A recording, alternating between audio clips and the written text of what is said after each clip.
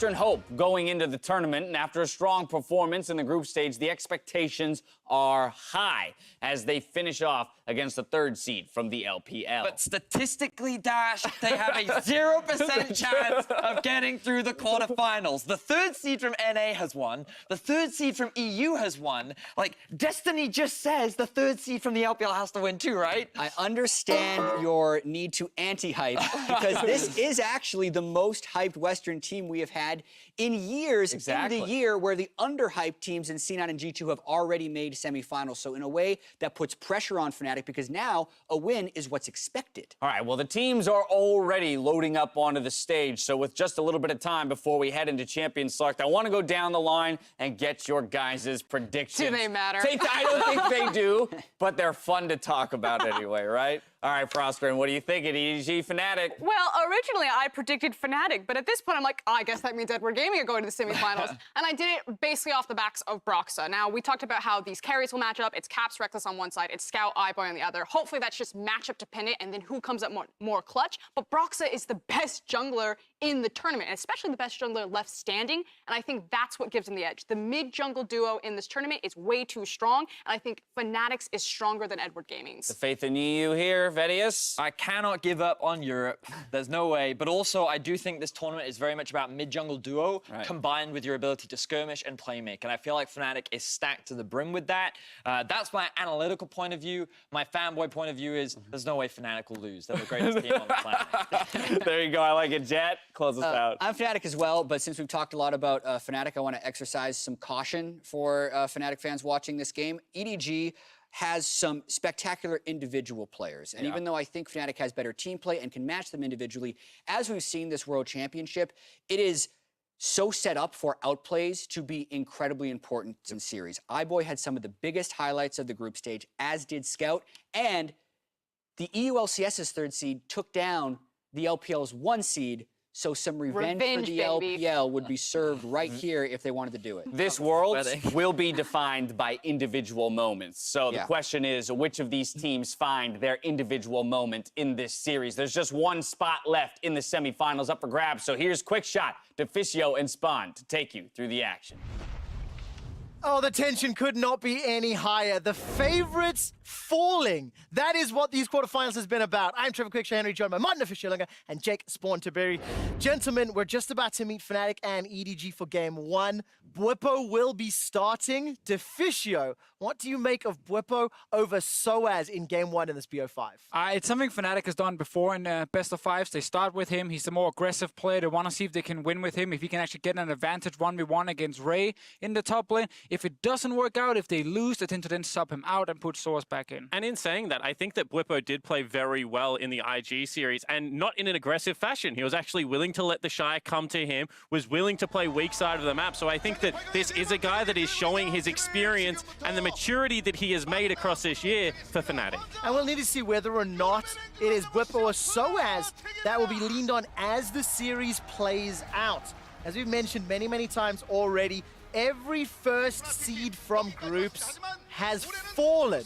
The last first seed remaining is Fnatic, and even more crucial, the third seeds that have made it through from regions came through play-ins and have made it to G2, C9 are in the top 4 worlds. But it's very important to highlight that only one of the first seeds were from Europe. And that's Fnatic. So they don't necessarily have to be in the same group as the rest of the first seeds. I agree. As we've seen, Europe definitely a superior region. We'll find out if they can beat LPL right now. But listen, let's talk about EDG, because we're about to take a look at Haru, who is starting over Clearlab. I like Haru's early game. I like the impact it brings to Edward Gaming. Spawn, what do you make on the early game impact that he's going to have for EDG against Fnatic? Yeah, I think it's going to be crucial, because we've spoken a lot about Fnatic and the desk hit on Broxah. Well, Haru going into that 1v1 is going to be one of the crucial members. I think that Scout performs in the mid lane when he is isolated 1v1, and I think that if Haru is able to just track Broxah around the map and get a little bit more vision control than what IG were able to get against him, then there is a chance that they isolate that mid lane matchup and Scout can go to work. That would be good for EDG. We've seen a lot of focus on Broxah, Caps together, and Hylissang, of course, the three-man duo around that mid lane, and that's been a key thing for Fnatic ever since MSI, and something they will be trying to do to make sure Scout is never alone. Because the thing that I was impressed by Fnatic is that they continue to bring players to the play until it works, and they're willing to, you know, forfeit other parts of the map. Reckless, however, played very strong in that series. In saying that, EDG is similar. They like to bring Mako into the mid lane. They like to get Haro involved, and they will fight much earlier than other teams. So, big game here. Very big game. I really want to see what happens bot lane. You mentioned the support leaving from EDG. I mentioned the support leaving from Fnatic. But the AD carry matchup, iBoy is the hyper-aggressive AD carry who rather flash forward to kill you than flash away to stay alive. And that's what I want to see against Reckless, who's a guy who actually showed up big time against RNG or IG. He's learning to flash forward. He's learning the forward one, but it's not always been his style. What I will say as well is if iBoy's flashing forward and Hylissang decides to repeat his IG Game 1 performance where he stayed too far forward, where Hylissang maybe fed a little more than I like to see, there is room for punishment. And of course, Mako with EDG, this is his team. This is a rematch of the World's quarterfinal from 2015, where Fnatic and EDG, very different looks, different players back in the day.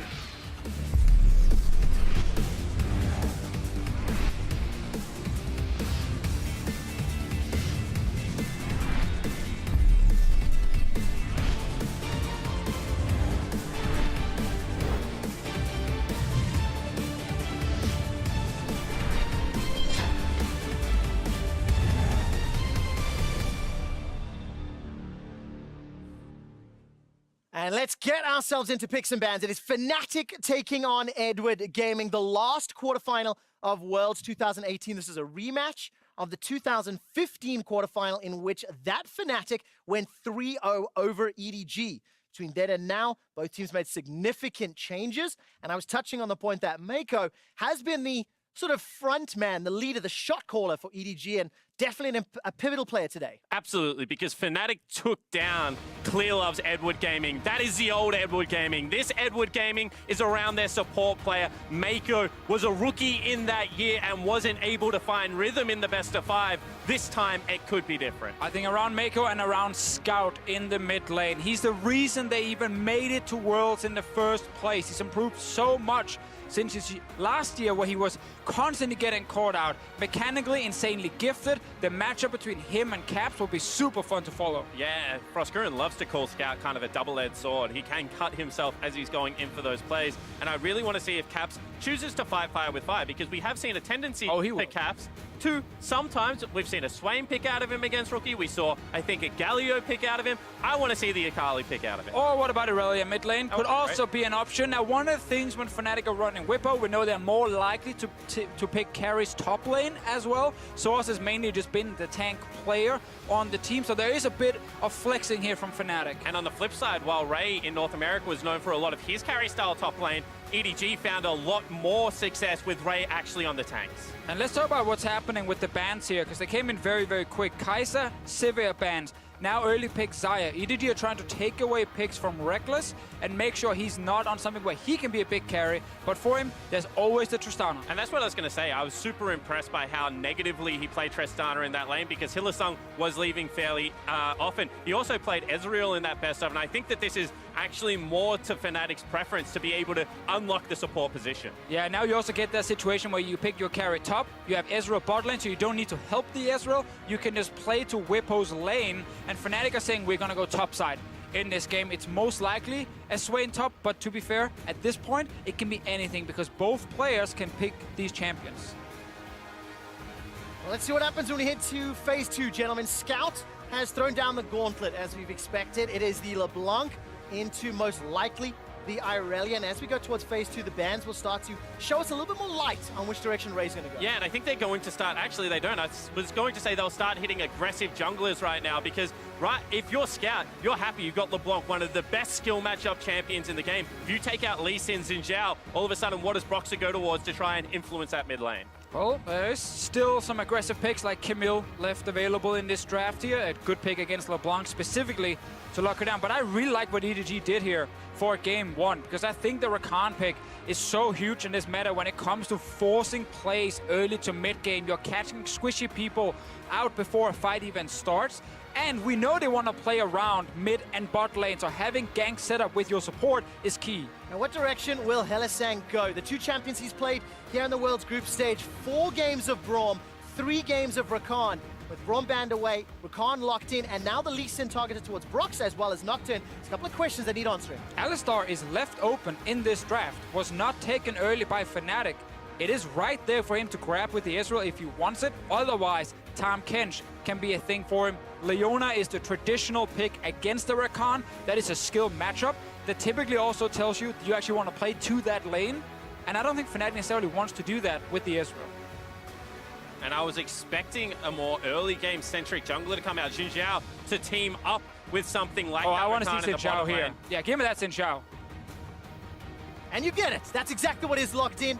So this will just leave the last pick for Ray up in that top lane. Most likely a tank. We'll see what he decides to go with. And in the situations like these, Broxah can actually decide to play something either like the Olaf, I was going to say Talia obviously banned away, but just try and get the farm advantage. Whilst we've seen so much early game skirmishing going in favor at World so far, if he is able to build a CS lead and start beating the Xin Zhao to objectives, they can force EDG into bad fights. Well, right now we get one of the most contested support picks all tournament long, typically banned in first phase, just got left open through the second ban phase and picked by Hylissang. EDG might have said, we are not sure if he wants to play it, so we will leave it open despite having already picked our support.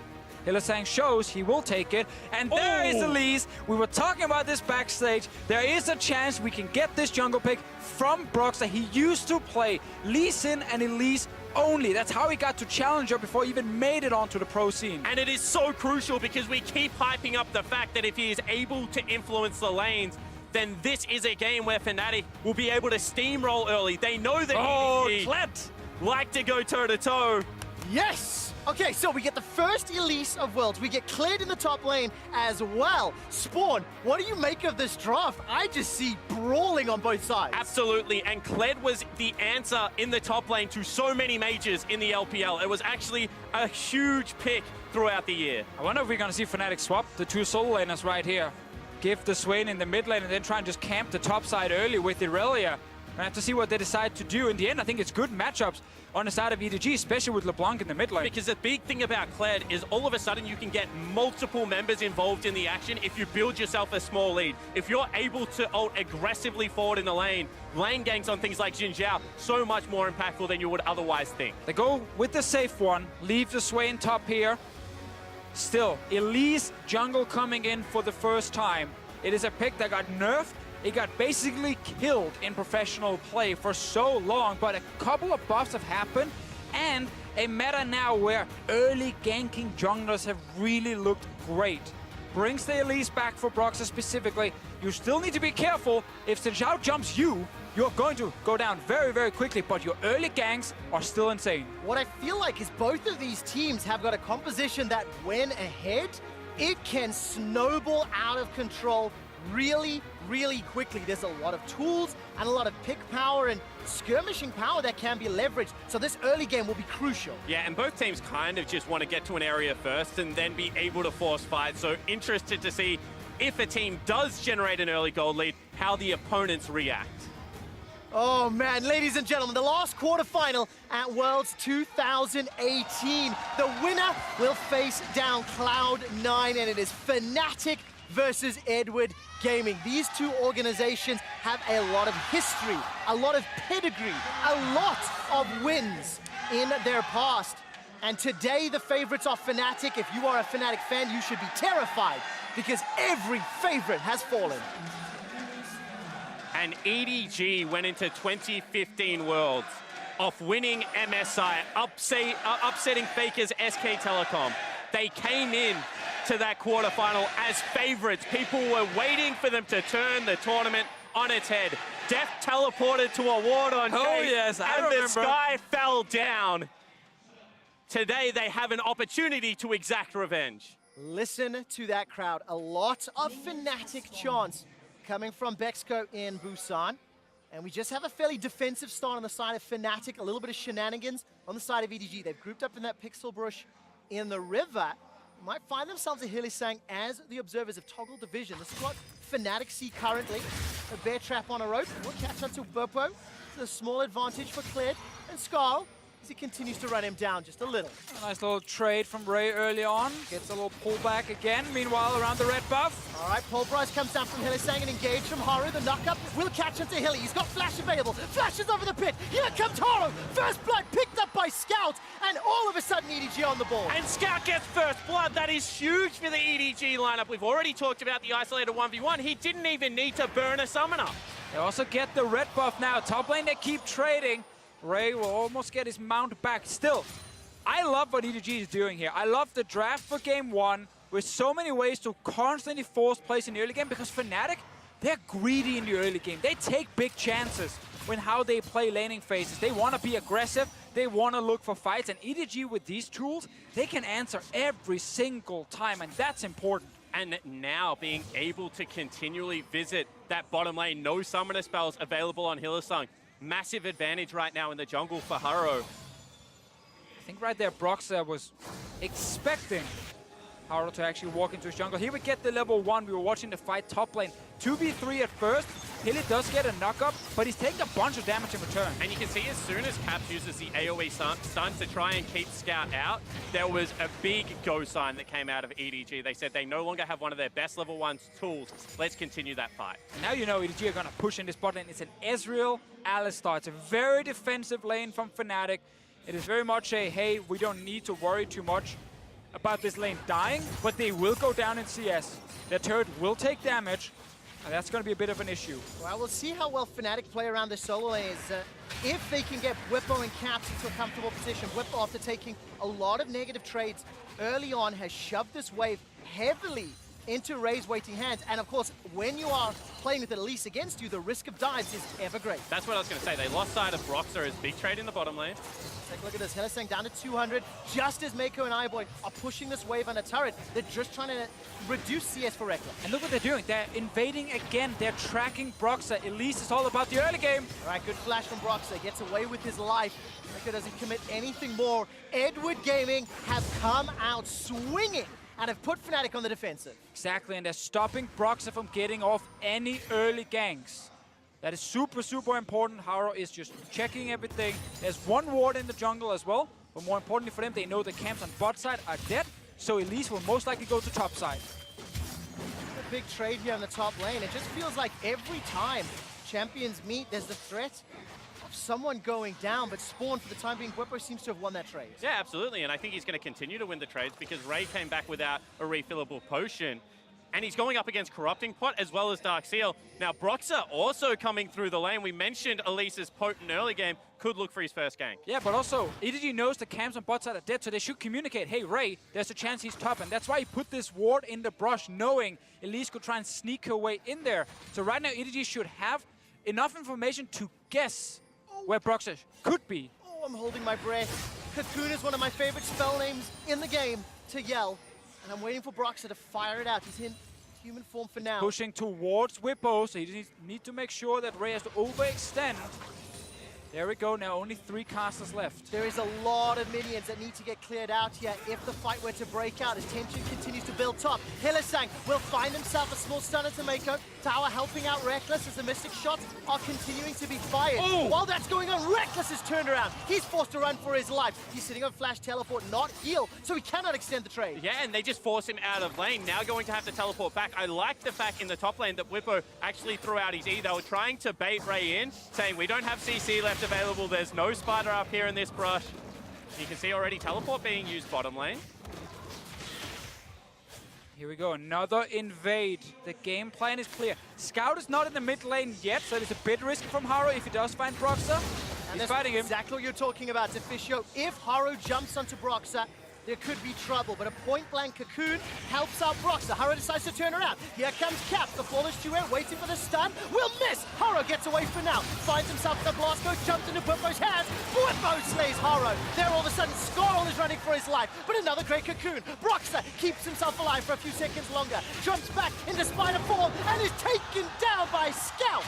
It's a 1-for-1 right here, but there are some basic rules in League of Legends, and one of them is do not invade the enemy jungle if your own mid laner is not there. He did anyway. He walked in, he died. Caps now. Oh! Now remember, Caps flashed over the wall. He needs to get this stun. A flash over from iBoy. iBoy picks up the third kill for EDG. And that's a massive play out of Ivo because he left bottom lane with his teleport. He got nothing for that in the top side after winning that trade against Reckless, now able to return with a kill. So, mid lane, bad for Caps. He's now died. Scout is still in the lane. He's actually going top now with Haro. Meanwhile, on top lane, Ray got chunked low again from that little fight. And Bwippo got double buff with that kill. He's pushing in the lane. And this is why people are loving this world. As we take another look, this is just an aggressive invade. But once again, no scout in the mid lane means that Caps is able to be there so quickly. Burns the summoner spell, he just wants in on the play. Yeah, and then I think actually the stun does not connect. Haro does manage to get away for at least a little bit. He will die the Bwippo, but that's when you get the return. The TP comes in from iBoy to join the fight. He's not going back to the bottom lane, and Ray knows he will survive as long as he takes down the elites. Another fight. Yeah, as soon as we come out of the replay, Caps is being jumped on. This is a 3 versus 1. Hylissang has arrived, but can he turn it around? That flash headbutt was simply not good enough. Haro escapes with his life. Roxanne and Hilly late to the party. Ladies and gentlemen, Edward Gaming have a 1,000 gold lead at 7.5 minutes. And I just feel like we're going to get pulled out of a lot of replays early because there is so much action happening around Summoner's Rift at the moment, and League of Legends right now just seems to be early lane advantage into skirmish, skirmish, skirmish. EDG showing that they are one of the best skirmishing teams. And this is why we said we love this draft from EDG and this planned game one. You combine the Xin Zhao and the LeBlanc together. It's all about mid-jungle. It's all about shutting down Caps. They've done that twice now. He's down in CS, he's down in kills. 3-0 Scout on the other side. Because you look at pre-tournament expectations for EDG, and it's all about they have great individual skill, but after 20 minutes, the map deteriorates, it falls apart. How do they set up their Barons? It's just not good enough on the world stage. Well, so far we've seen that really all you have to be able to do is team fight to take Barons at Worlds, and EDG also able to show that even against some of the best players in the EU LCS, they're able to continue to build these individual leads. Oh man, they play against some of the best players individually in the world in LPL all the time, so they're not going to be too scared of the names on the other side. Reckless will try and steal the Drake here. Ooh, actually, we're trying to get a kill. Very, very low. This actually might help out. Smite will keep Haro alive. Caps, no flash, and decided not to take that blast cone. While that's going on, gentlemen, Ray will get jumped in here by Bwippo and Broxah, but there will be no further follow-up, and this is good, just zoning. 63 CS to 48 in the top lane. Yeah, now Haro can go bot lane because Broxah showed himself top. This Elise pick has not been successful yet. He's not been able to execute any ganks. Meanwhile, bot lane, as we just highlighted, Haro can move down. They can secure this turret. Scout is here too. Fnatic are going to fall very far behind. And crucially, Hylissang has spent majority of this game without a summoner spell. So they can't even go for a risky defend. They have teleport available on their top laner. Maybe if Alistar had some playmaking abilities, they would be able to sit there, but they don't. So in the end, EDG win the race to the first turret, and Ray even gets to defend top side. Yeah, and now remember, with the Rakan on the side of EDG, they always have the option to force a fight. With the goal lead, there's no point in slowing down. If you're EDG, look for that pick.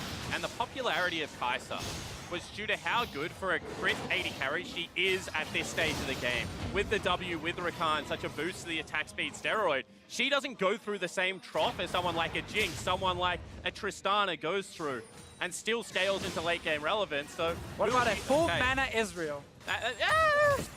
Not what I would ideally have in a mid game. So what you're trying to say is there's a power trough right now for Reckless's Ezreal. You gotta wait for the tier. He's lost the tower, waiting for tier to be fully stacked, down 10 CS. But look at the CS discrepancies between top and mid. Obviously, Bwippo is very far ahead, while Caps is still trying to find his way back into the game. Why does he have a third tier, Martin? He wants an Iceborne Gauntlet.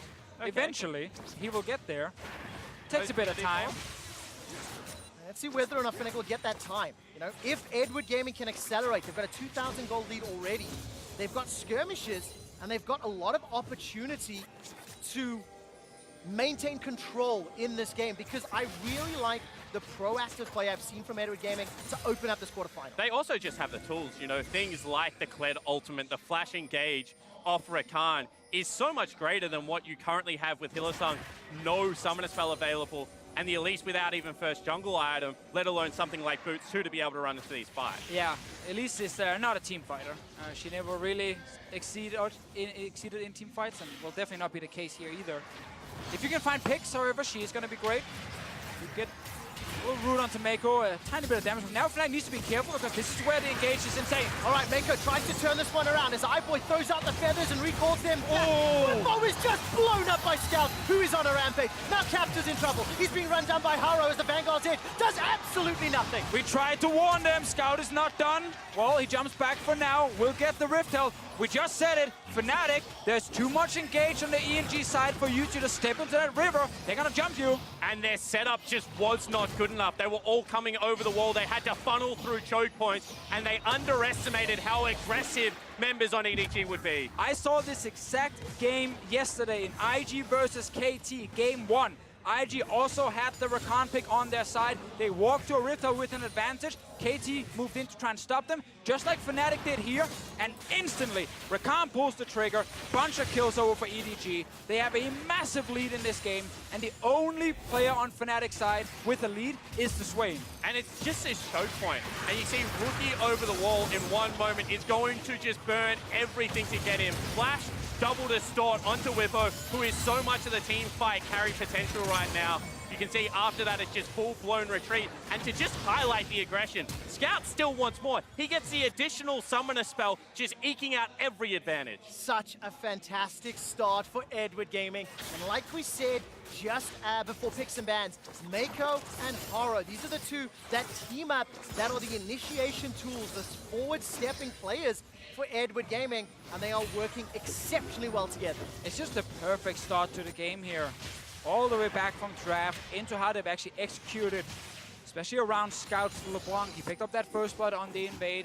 He's been able to get multiple kills around mid against Caps, who's 0-3 now, trying to get a wit's end on Irelia, but he is so far down in this game. Broxa and the rest of Fnatic trying to see if they can create a pick here. I'll keep my eyes on it. Itemization-wise, it's starting to come in. Storm Razors and Ludens for iBoy and Scout. That Iceborne Gauntlet has been completed for Reckless and Caps. He's still working towards that wit's end. It'll be a little while before he's got power. If there is some solace for Fnatic fans, think back to the group stage where Fnatic, and specifically Caps, fell behind early in several games, but in the mid-game they were able to find the opportunities back into the match, and that's what we need to see if Fnatic can do. At the same time, if you're EDG, you have an assassin that is 4-0-1 with 7 stacks on a Dark Seal versus a 0 MR team, apart from the Irelia, who does not have flash and cannot side lane against you at the moment. So backs against the wall on the map right now. Yeah, and I also gotta say, I don't feel like Fnatic have that many tools to get back in the game. Like, they have an early game only jungler, they have an AD carry who now wants to just try and get to 2 items, get a fully stacked tier, but even at that point is not going to be that much stronger than iBoy on the other side. And then already on 3 items, iBoy is way stronger on the Xayah. To me, EDG have all the tools to just continue snowballing, and it's really only up to them and their potential mistakes if Fnatic are going to get back in the game. And historically, this is a team that has made mid-game look difficult if they're not playing with a lead. However, mid-game with a lead is very easy. You push 3 lanes, you collapse on objective. So EDG right now potentially looking for Reckless. I mean, we're either waiting for Scout to pop over the wall and one-shot someone, or for Mako to flash engage and kill someone. All right, flash over the wall, or rather distort over the wall. Scout continues to look for Reckless. The chains will find him. Mako will set it up, and iBoy will bring it home. Without summoner spells, you're just juking yourself to death at that point. What can Reckless do? Absolutely nothing right here. EDG, full control. Will even keep the top lane turret alive? Barely. Tiamat, no! Lost it. We'll He tried. lose the tower, but I don't think it matters. It's a 6,000 gold lead in favor of Edward Gaming. And I'm not really a superstitious person, but this whole first seeds falling nonsense is definitely becoming more believable when you see how well EDG are playing in the first game. And also this play-in stage thing that's coming through all of a sudden. G-Rex unfortunately missed out on that buff, but everyone else from the play-in stage has shown up in this quarterfinals. I think it's impressive to see how Edward Gaming have improved over the course of the World Championship. Some of their first games in the group stage against Mad Team, for example, they had a 20-minute Baron dance, for goodness sake. I don't expect that to be true today, but let's see how they play the mid game, because as you've already said, Spawn, EDG have shown weakness in that stage of their play. They certainly have, but I want to just continue the conversation on play-ins to now, because I think that EDG have actually shown that international scrims, extended period, can actually help you improve holes in your game plan. And the same holes from regular season where they're in play-ins, you know, they started to creep in groups when they played their first game versus KT, but then when they started, actually they pop over the wall, that's dangerous. Not going to be in trouble just yet. Fnatic were hiding in the bush, trying to set up some sort of, you know, pick opportunity.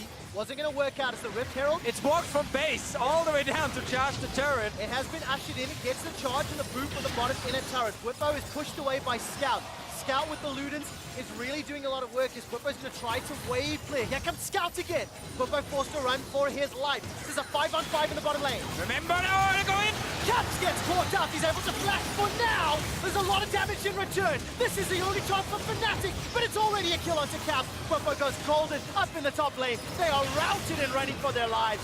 Yes, there's almost one back with the Demonic Ascension, but it's simply too little and it's simply too late. And Fnatic get the fight with the turret still up and everyone charging past, but it is still a wash for EDG. They rinse Fnatic and now they look to continue their pushes. EDG, they have so much damage on their side, and their front line, while it's not the big tanks, it's actually some champions that are hard to burn down fast. Sin Xiao ulti means you can't just burst him. And then, of course, Ray, who's sitting on his mount, constantly dancing in and out of the fight. So Fnatic, they don't have the damage right now to actually stop EDG. And Whippo took so much poke at the start of this, so you can see EDG wants to go. He's sitting at a quarter health. He feels like he has to go in. He only has one soul shard, but a big ultimate from Caps nearly was enough to turn this around. In the end, however, EDG, iBoy is still full HP. Scout did take a bit of damage towards the end, but he felt safe for most of the fight. And that was the key thing. It doesn't matter if you kill Haro. If iBoy's right behind him with 100% HP, just shooting away with 2 items, EDG wins the fight. 18 minutes into the game, EDG extend that gold lead to around 8,000. 405 for Scouts LeBlanc. 304 for iBoy Zaya. And think back to the level 1, think back to Scout picking up first blood, starting the snowball, and sitting on 10 stacks on his Soul Stealer. Yeah, exactly right. Goes back, buys himself a book, says this game is going pretty good. I would like to record it in the history. And when you're 4-0-5, you got a 60 CS lead over someone like Caps. You do have the confidence to be able to go for builds like this. Yeah, exactly, because Fnatic, they gambled a bit with the Elise right here, and they took Irelia with Elise together. Could be a great combo if you do manage to succeed with the ganks, but Haro and EDG had that plan of invading early game, tracking Broxah down and make sure he couldn't go to lanes. Worked very well for them despite that one death he had early on. Let's see what happens now with the Siege iBoy and the rest of EDG, 4 members topside, and Ray's bot lane. They do pull away from that because they want to allow Ray to split push, maybe have some time to go back. 3 items kind of is where Zaya comes online, but I don't think it was actually a bad draft from Fnatic. I actually like the idea they had. This follows the tournament meta in terms of where you need to be aggressive. It was just that EDG had the read on how to play out that early game. Exactly, they knew how to stop the top side. We said it in draft, Fnatic's bot lane was leave them alone. It's Ezreal, we don't need to do anything there. And then, ooh, Elise, gank mid, gank top, it's gonna work. And that's what EDG shut down so well, which was very, very effective on their side. Let's see what happens around the turret. All right, Maker very easily escaped this time around. Caps is only sitting on the wit's end for now, and the Flawless Duet did not find a target, while Reckless is poked away by that Sigil of Malice. EDG, 6 towers to 1 as we crest 20 minutes. That means Baron is alive, and that means EDG can stop baiting. And I really hope Hylissang took unflinching, or whatever that mastery is where you get more tenacity for no summoner spells, because I have not seen this guy with Flash the whole game. That's the plan. Every single time I'm like, he can look for a pole flash, he can look to maybe chuck someone back under turret and get them blown up. It just has not been there. Maybe he doesn't want to have it for team fights, knowing that if he does go in with Flash, he will just die because his team has no damage behind him. It's like, if it's always on cooldown, guys, I can't engage.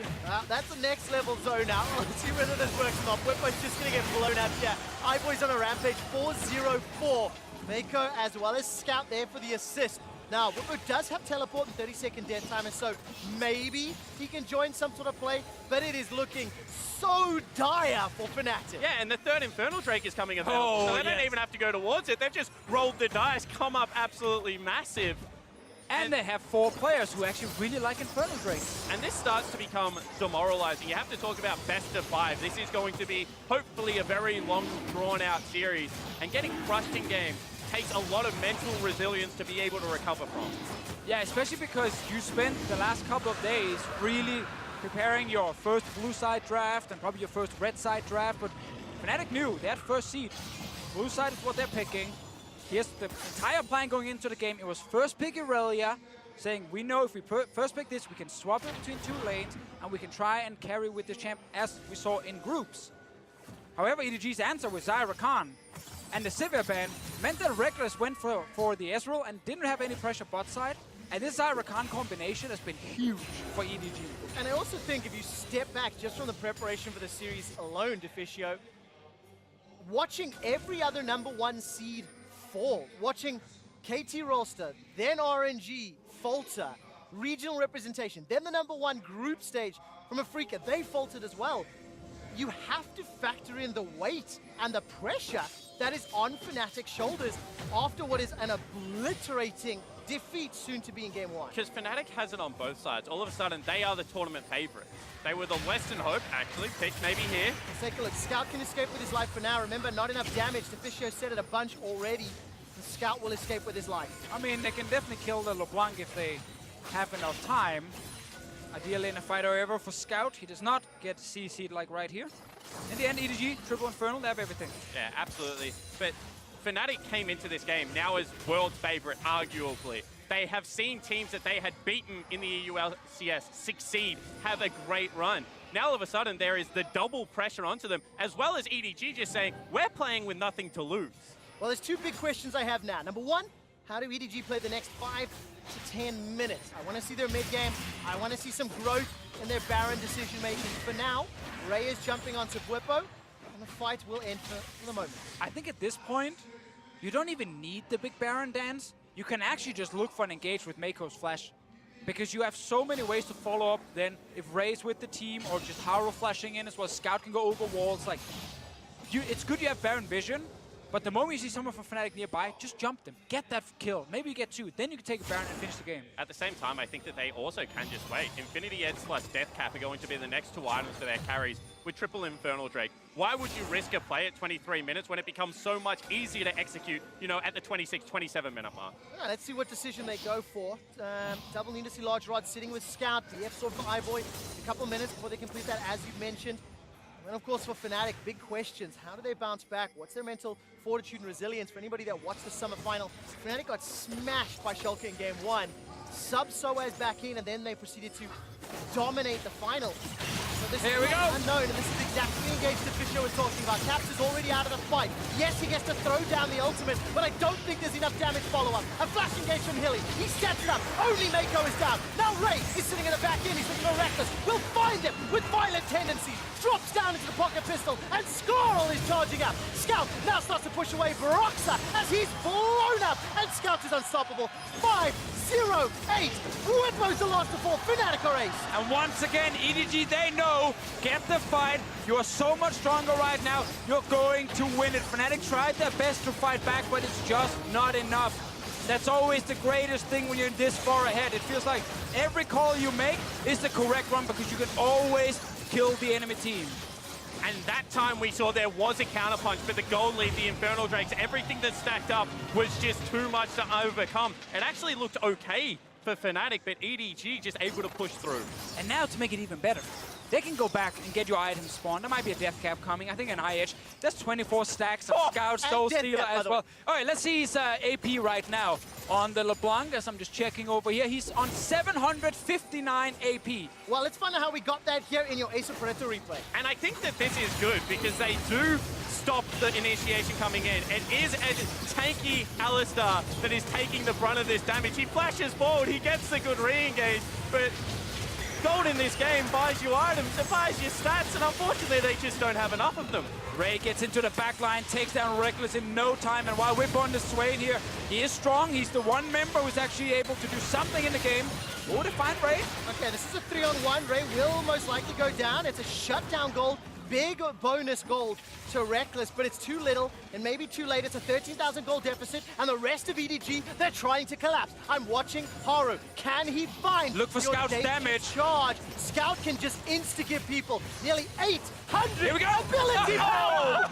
Scout is godlike, 25 stacks, and that is disgusting damage. And just the wizard of the LPL. Now you see him, now you don't. Unfortunately, erases him, and he's still looking for more. EDG looking so confident in game one. The inhibitor's going to fall just before 27 minutes with Ezreal, played by Reckless, not in the fight. EDG are not done yet. They're looking for the Nexus. Scout, he's going to zone away Broxah. He dashes forward to the W, gets the sigil down. Now Hylissang tries for an engage, but there's simply not enough follow-up. iBoy gets the first of the Nexus defense, and now all of a sudden Ray turns his attention to Bwipo. Bwipo's got that demonic ascension, but he gets popped quicker than a hot air balloon. And there's Haru dashing forward with a charge. Bwipo goes down, the Nexus is the focus, and Edward Gaming strike first.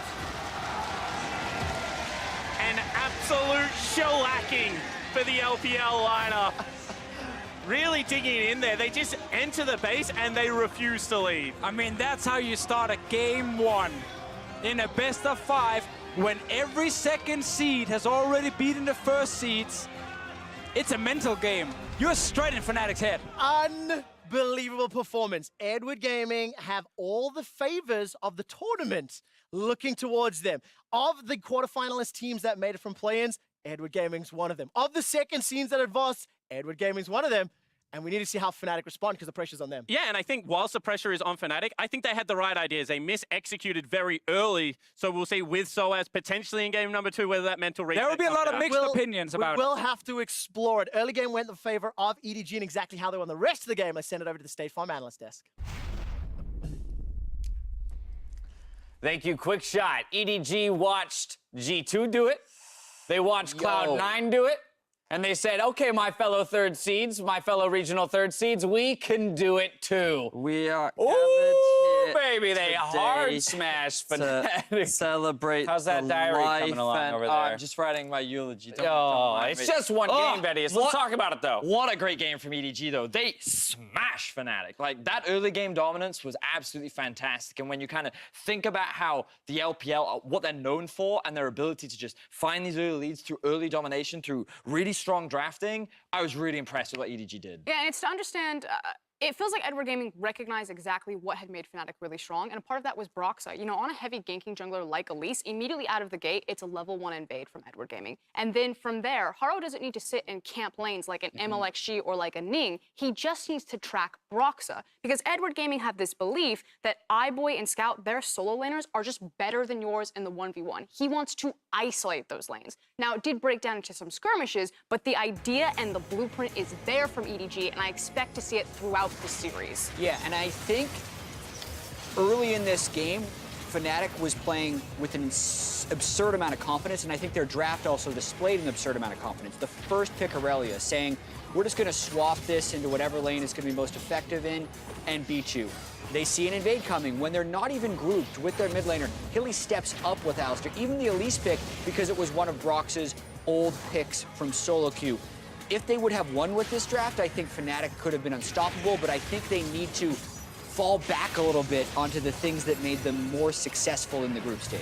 And the fact that EDG were able to get their solo laners so far ahead as well, it just kind of, it mitigated the Elise pressure. It allowed Scout to go unkillable in the mid lane. iBoy down in the bot lane was able to secure the first tower extremely early on. And, you know, we talked a lot about how we felt that the mid-jungle duo was stronger for Fnatic. What we saw here was Haro removing the mid-jungle pressure and just saying, no, it's jungle v jungle, and this is my jungle today. Yeah, but true to both of these teams' identity, their willingness to fight in this game was quite evident. And while EDG had a massive gold lead, we did see at times the potential for Fnatic in team fights, that if they weren't down 13K gold at this moment, maybe they can make something happen. And don't forget about those 3 Infernal Drakes. I think the idea of having a frontline Swain with an Alistar engage against what was the EDG comp of everyone being able to go forward and kind of flank assassinate, you can see what they had in mind, but EDG had just won so much of the previous execution that these fights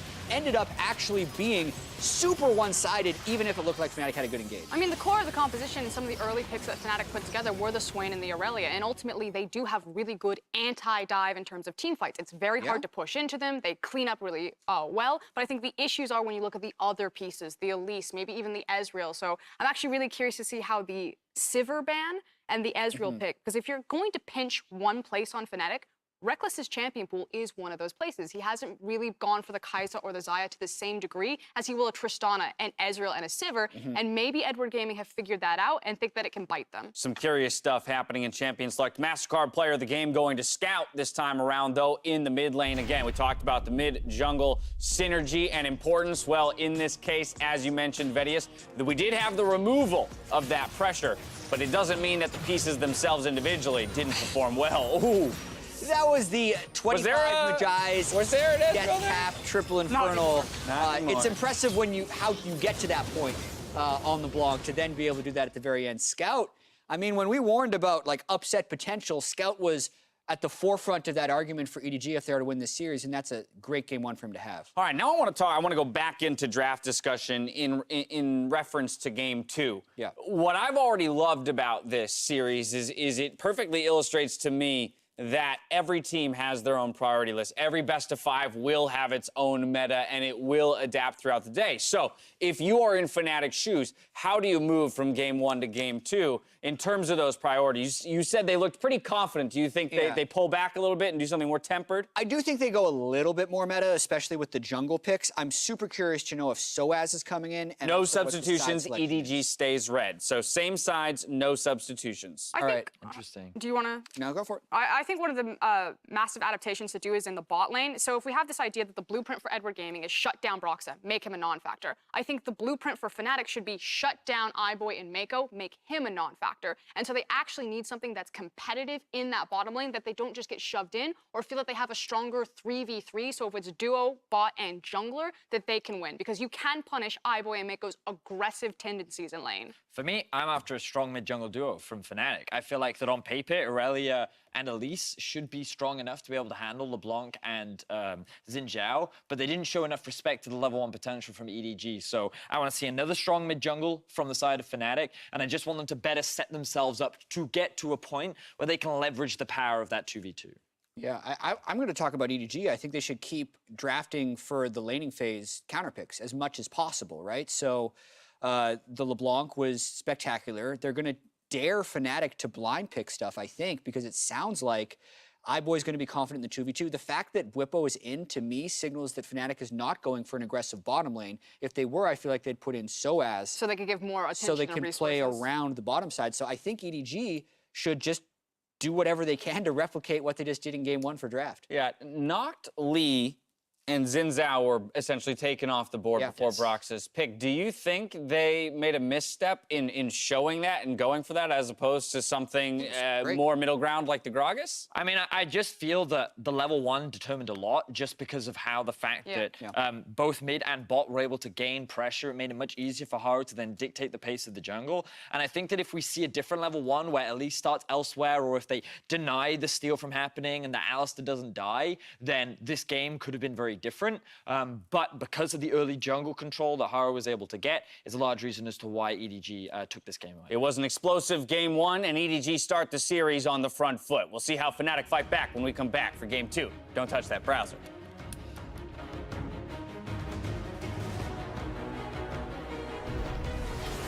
knock-up will catch him to Hilly. He's got Flash available. Flashes over the pit. Here comes Haro. Haro gets away for now. Finds himself in the blast code, jumps into Whippo's hands. Whippo slays Haro. There all of a sudden, Skarl is running for his life, but another great cocoon. Broxah keeps himself alive for a few seconds longer. Jumps back into Spider form and is taken down by Scout. This is the only chance for Fnatic, but it's already a kill onto Cap. Whippo goes golden up in the top lane. They are routed and running for their lives.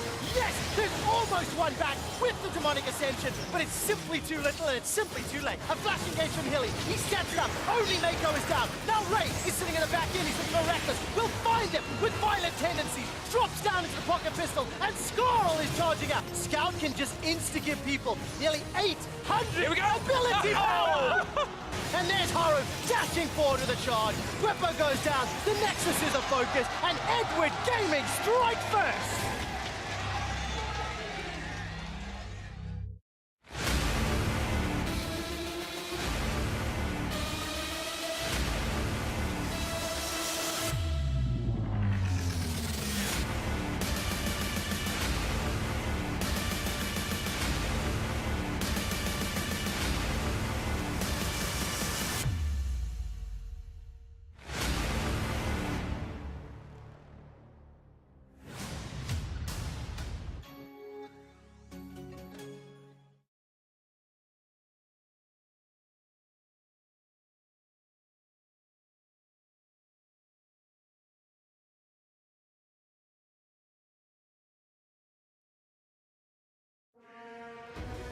And welcome back, ladies and gentlemen, to Fnatic taking on Edward Gaming, where EDG are 1-0 up over Europe's #1 seed. Going into Game 2, EDG have side selection. They have selected red side, gentlemen, and there are no substitutions. That makes a lot of sense to me in side selection because it looked like EDG's game plan of being able to free up bans towards the bottom lane came up pretty good in that first game, so no reason to go away from it. Yeah, also didn't seem to be too scared of the Fnatic Irelia first pick, and they grabbed Xayah Rakan on their side. We could see a change there. I could actually see a Rakan first pick come in for Hylissang. They tried that earlier in the tournament.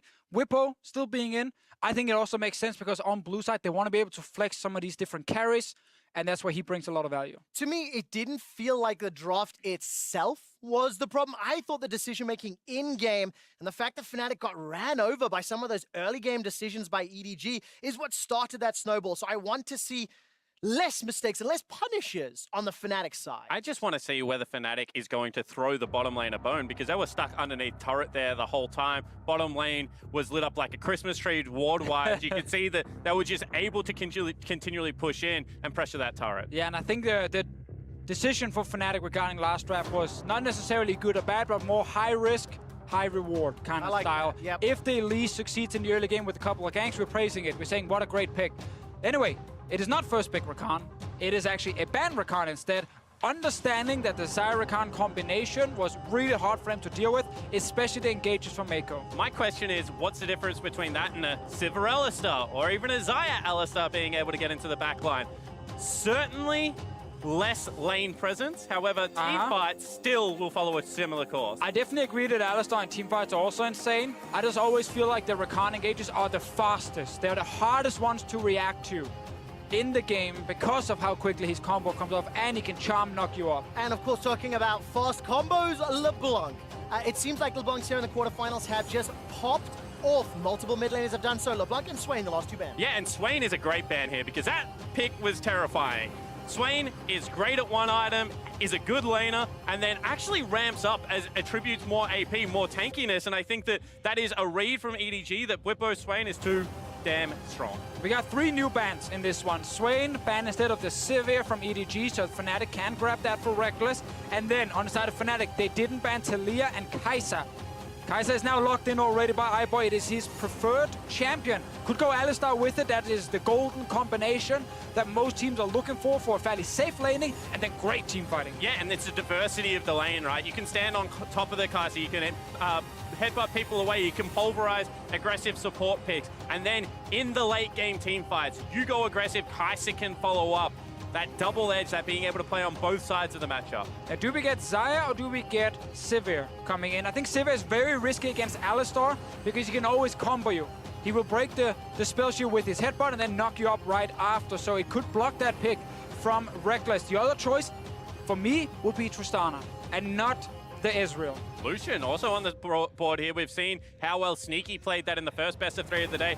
Paired with something like a Braum, normally a defensive support can be rather aggressive, and you can see the fact that Alistar cannot go aggro in that matchup whatsoever. Well, knowing Reckless, I would be surprised to see the Lucian. We'll find out in phase 2 what direction it goes. It's going to be the Xin Zhao. There's a takeaway from Horo, and it is one of the popular junglers currently. Yeah, and I think it's one of the best junglers to pick, especially in this meta with all the early fights. It's great on stage because it's really hard to lose skirmishes. You can barely miss anything because you just charge in and deal so much upfront damage. So it's a good pick, and one Broxah showed up on already. And I think now, if they do go Galio, which they will, they must ban Camille on the side of Fnatic, in my opinion. We've seen how willing EDG is to fight. We've seen the ability to do it at such a quick turnaround. That would be a dangerous combo. Also Nocturne. Like Nocturne, Galio, Alistar, that's too much. You cannot deal with that properly.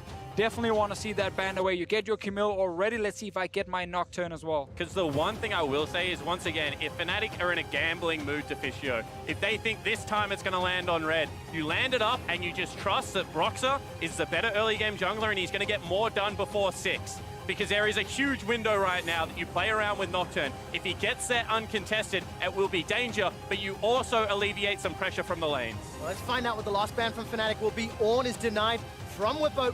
One of his very impactful picks.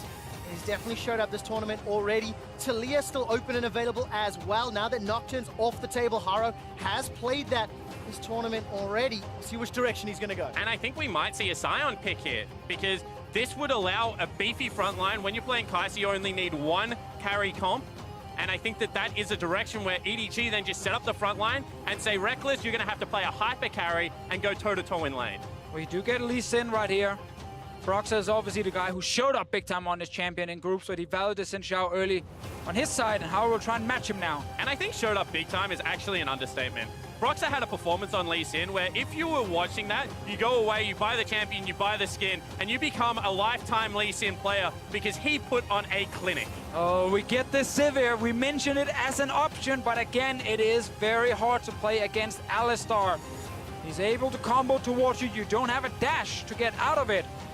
Fnatic right now have a lot of physical damage as well on their side. Of course, Irelia will bring in some magic damage as well, but Shogat top lane would then also be a bit... Oh, is this Victor? Top or mid? We don't know yet. Where would you like to see it? I guess the last pick here for Ray will be the final signal. In what direction would you like to see it go? And I think that against Galio, it would have a fairly neutral lane, so I think they've actually covered both bases here. In saying that, once again, if you get something like a Kled, it is a fairly aggressive lane for Haro to play towards. We can definitely assume that in the last couple of days, some of the scrims between the teams, Victor has been featured quite a bit. Keen showed it earlier today twice against Aatrox. Now it is picked by Fnatic. It looks like a Shen top lane on the other side. In this case here, if you do put Victor top, it's a lane he can definitely push in over and over. All right, so Victor into melee tops. That is a good matchup. It's part of the reason we think that the champion works very well. Edward Gaming have gone for that sort of single carry style composition. 2.5 tanks and Lee Sin for setup, and it's all going to be about iBoy. If he can be unlocked, EDG are going to have a lot of team fight later. And I want to see how they navigate this 2v2 top lane. Because if you've got Scout at level 6 being able to push out, being able to roam up there, as well as a Lee Sin Shen, that is a very hard 2v2, I think, for Xin Zhao to be a good participant in, just because of the Spirit's Refuge. So pressure right now on Broxah to continue his form. Yeah, but also pressure on Fnatic's bot lane. Because with the Shen top, with the Galio mid, they're really telling me on the side of EDG, it's the classic LPL style from them, it's go bot lane. And as I keep saying it, but this Sivir cannot defend herself against an Alistar. Well, let's see what Reckless can do. He's currently 2-0 on Sivir. He's currently unkilled on Sivir. And he's going up against iBoy's Kai'Sa, which he has played 7 times since play-ins, only lost 1 single game. Fnatic are down 0-1, and this was one of the pre-tournament frames. This was the best in the West. This is the team that everybody was looking at now that KT and RNG were eliminated to win the whole thing. And this is the game where you earn that praise. This is where you prove your quality after being smashed in game 1, that you can bounce back, you will not have broken mental, and you'll live up to the expectations.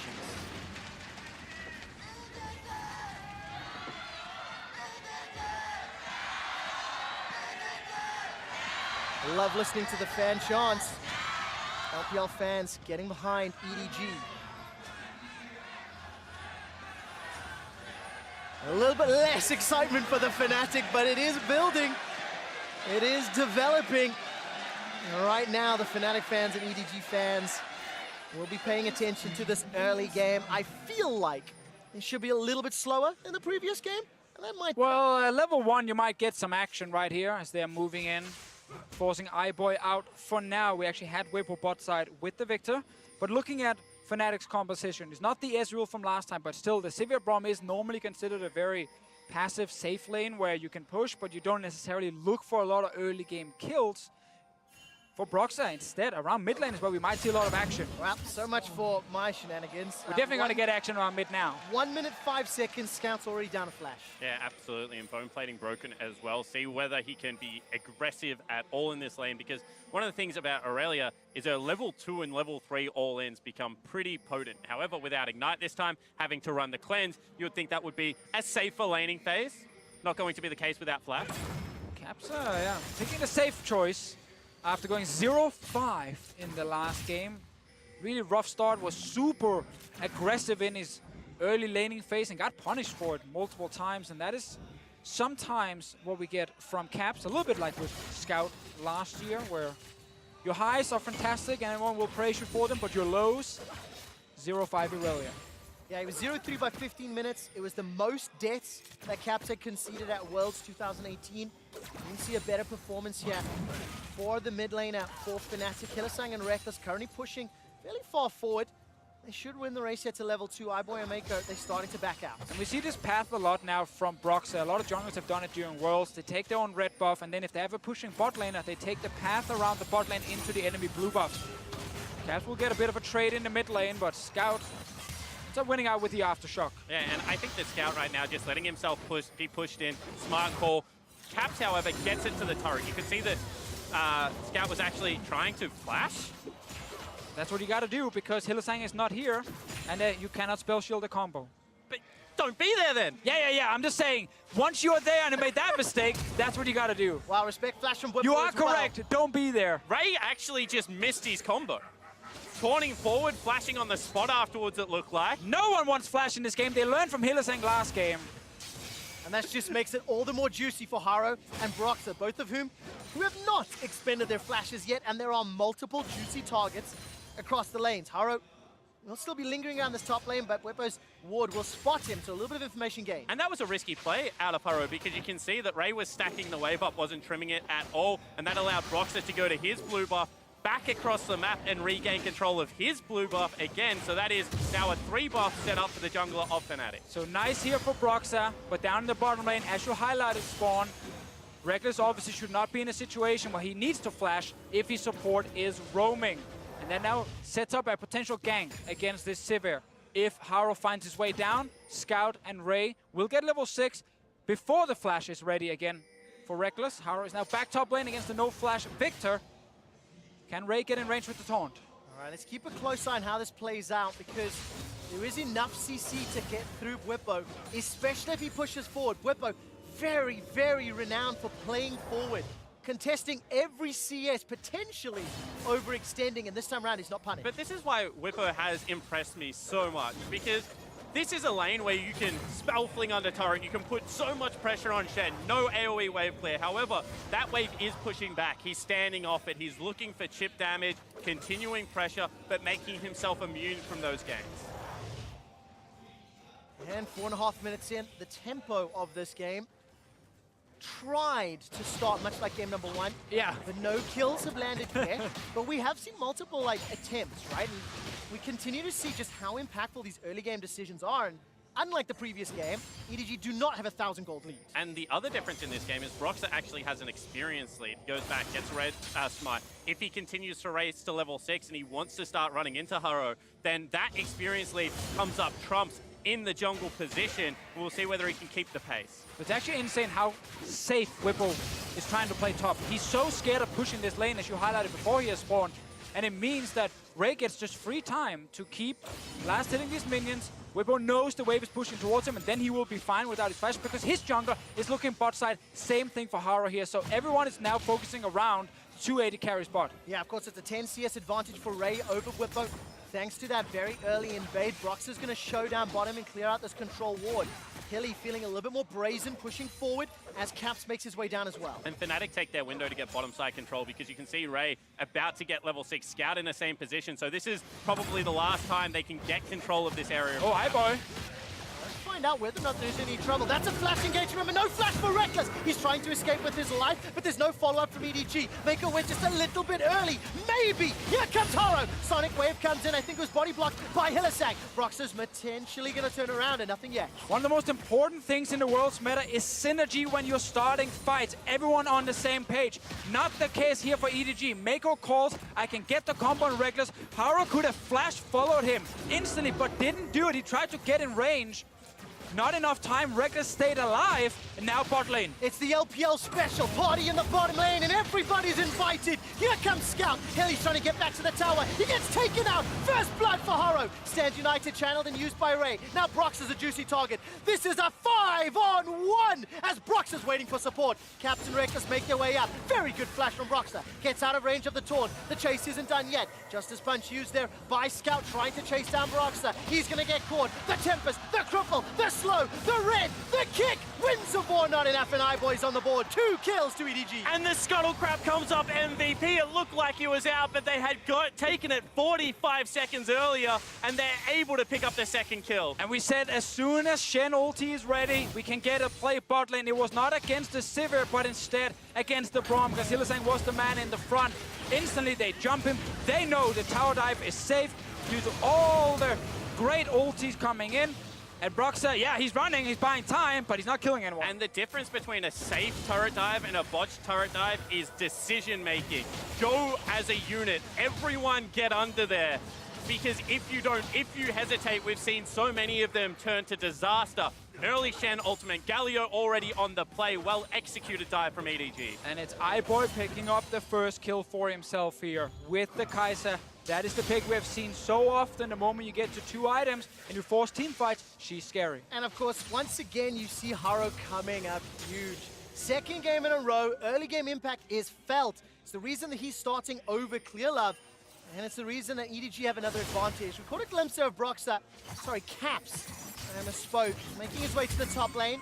Ultimate is available for Irelia, but they don't want to go for the dive, and it just fizzles. And Spirit Refuge still available, just means that Irelia getting underneath that, as well as Galio ultimate, if they want to get up into the top lane. They even have a teleport. I mean, just so many tools at that stage of the game to repel. Yeah, and that's where Fnatic now are kind of stuck in a rough situation where they need to decide, where do we focus our attention with Broxah? Bot lane is really difficult with the Sivir Braum, but there is a chance against no flash on Mako.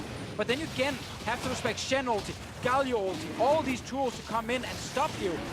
And going mid seems like the more obvious answer when you have Irelia, but that's cleanse Irelia, and Scout is already building Ninja Tabby. So it's actually very difficult for Fnatic to find a lane to snowball in the early game. Well, there is one advantage for Fnatic. They are keeping close gold-wise. Some CS advantages for top and middle, mean it's touching distance, but EDG have got the first Infernal, and they're the ones making the first moves. Yeah, I'm glad you mentioned the top lane though, because that is the lane where Fnatic will get further and further ahead, but not through ganks necessarily, just perma pushing by Whippo, and eventually he takes down the turret. Will take some time. EDG will have enough time to actually pull off another play bot lane with the Shen. But that's kind of thing for Fnatic at the moment. They're kind of waiting for lanes to win on their own. And I think the problem is, and we've hit on it so much, is that in the 1v1 versus the 2v2, advantages top lane mean that you get ahead in a side lane, you continue your split push. Everyone else has to play so controlled. Well, against Kai'Sa Alistar, that job is incredibly difficult. If they open up the map, they can continue to force fights. All right, Reckless has flash available. Hillisang does not. Reckless throws down the ult, and Hilly may be conceding his life. Throws up the vault door, and the minion wave will die shortly, but he's just looking to buy some time. No access to the ultimate. Very good sonic wave there from Haro. The kill will be donated over to Scout. Just makes it look easy. And EDG, they love this strategy. Just go bot lane. every single time for scoring tournament before the tournament. At 9 minutes, EDG wants to take the bot lane turret. And this is now 9 minutes, 55 seconds, so it counts in this case. They almost got the turret. They did get a kill as well. Meanwhile, top lane, Ray and Whippo fighting. All right, Whippo's going to throw down the gravity field. Ray's going to escape for now. Whippo was taunted under the tower, so he takes a shot to the face. If this fight continues, Scout can join. That's a flash in from Ray. Defensive from Whippo. And Ray fancies his shots with that Spectre's Cowl. Yeah, now potentially mid lane as well. Let's take a look. Where is Haro? The taunt's going to land on the Caps. Caps has got Cleanse and Flash. Throws down the Cleanse. Tries to turn it around, but that's the shorter cooldown summoner spell. Yeah, Sonic Wave there, actually, taunt. Okay, Chaos Storm is available for Whippo. He may need to use it. Siphon Power Shield will help a little bit. There's the ultimate going to start ticking away. Ray is going to win this 1v1. Whippo's running for his life. Siphon Power buys some time. Not enough, and Ray gets a solo. What do you do when your one winning lane is now losing? While you win other lanes, Stand United into Taunt, into Galio ultimate. Caps is the target, and can he get anything? The flawless duet stun turns it around. Caps with the outplay. In the end, it's an outplay from Caps that gets Fnatic a little bit back in this game, but before that, Ray, the guy who TP'd down bottom lane, fell behind in CS, solo kills the last pick, Victor from Fnatic. See what happens now, another fight. All right, a little bit of an engage here as Mako does get the pulverized down. Hylissang has now joined the fray, access to the ultimate. Scout is the target. He's taken down by Hilly. Caps is trying to escape and no further action. And we know, when Fnatic are behind, they send Hylissang and Proxy to the mid lane, and they try and get some kills for Caps. They got him an assist here. He picked up a kill himself before. And it is still a huge gold lead for the mid laner, because you can see he's up 30 CS, he got the kill. This is the top lane. Already Ray had forced the flash out. Whippo didn't go back to base, even though the lane was pushing into him, and this allowed Ray to just continually fight. He knows he's tanky enough to take all the damage and the minions hitting him, but Caps in that mid lane, after Scout roamed to bot lane the second time, Caps got a lot of farm, got a level advantage as well. And this fight, it actually looked like they were gonna get him, but Haro didn't actually manage to connect his Q, and in the end, Caps had enough HP to kill Ray. It felt like that's the first Sonic Wave that Haro's not found. And just before we went into the replay spawn, you were talking about the CS differences. Plus 40 for Reckless, plus 20 for Whippo, and it's minus 10 in the bottom lane. Sorry, it's plus 40 for Caps, not Reckless, I misspoke there. But because of those CS numbers, because of the kills, Fnatic are in fact up 700 gold, and there might be a trade of towers. Ray may lose his, Fnatic may lose theirs. And this is what happens when you play so heavily towards one side of the map. At a certain point, they do get enough items to fight back in other areas. You can see that is going to be potentially mid lane. All right, Haro's going to be using the Dragon's Rage for safety. Caps, no flash available. He's not going to be able to chase further. It is pretty funny though, the first time EDG try and ulti towards mid lane, they lose 2 kills. He very much spells it out. Go bot lane, that's where you're strong right now. Ray also feels good in the 1v1 at the moment. Does take a bit of damage on the way out. Has Tiamat as well now to match the push a bit from Whippo. His turret is low, so Fnatic knows if the Shen ulti's away, Whippo can stay top and take turret. So you always get something there. Problem is, how much do you lose bot side? Because this turret down behind Reckless and Hylissang is very low already. And I think EDG can just hold waves for a minute. Wait for it to be a turret as well as an Infernal Dragon. Stack up another couple of those objectives. Potential dive mid lane. All right, there goes the ultimate out of Irelia. Here comes Broxah as well. Scout with a pretty good taunt right underneath. Throws out the ultimate of himself, and eventually Scout goes down. Captain Broxah took a very long time. The cost is the bottom turret as Haro shows up, and Tower First Blood bonus goes to EDG. But it's once again, go mid lane for Fnatic. Get this Irelia further and further ahead. Scout roaming away from the lane was big for Caps himself in the 1v1. And now, with some help, he's picked up a kill and 2 assists. Okay, I'm starting to feel the tension building in this game. As we're getting close to 15 minutes, and Fnatic will even the towers. Let's look for the next 10 minutes. Which team composition is going to have more tools to make plays from the 15 to 25 minute mark?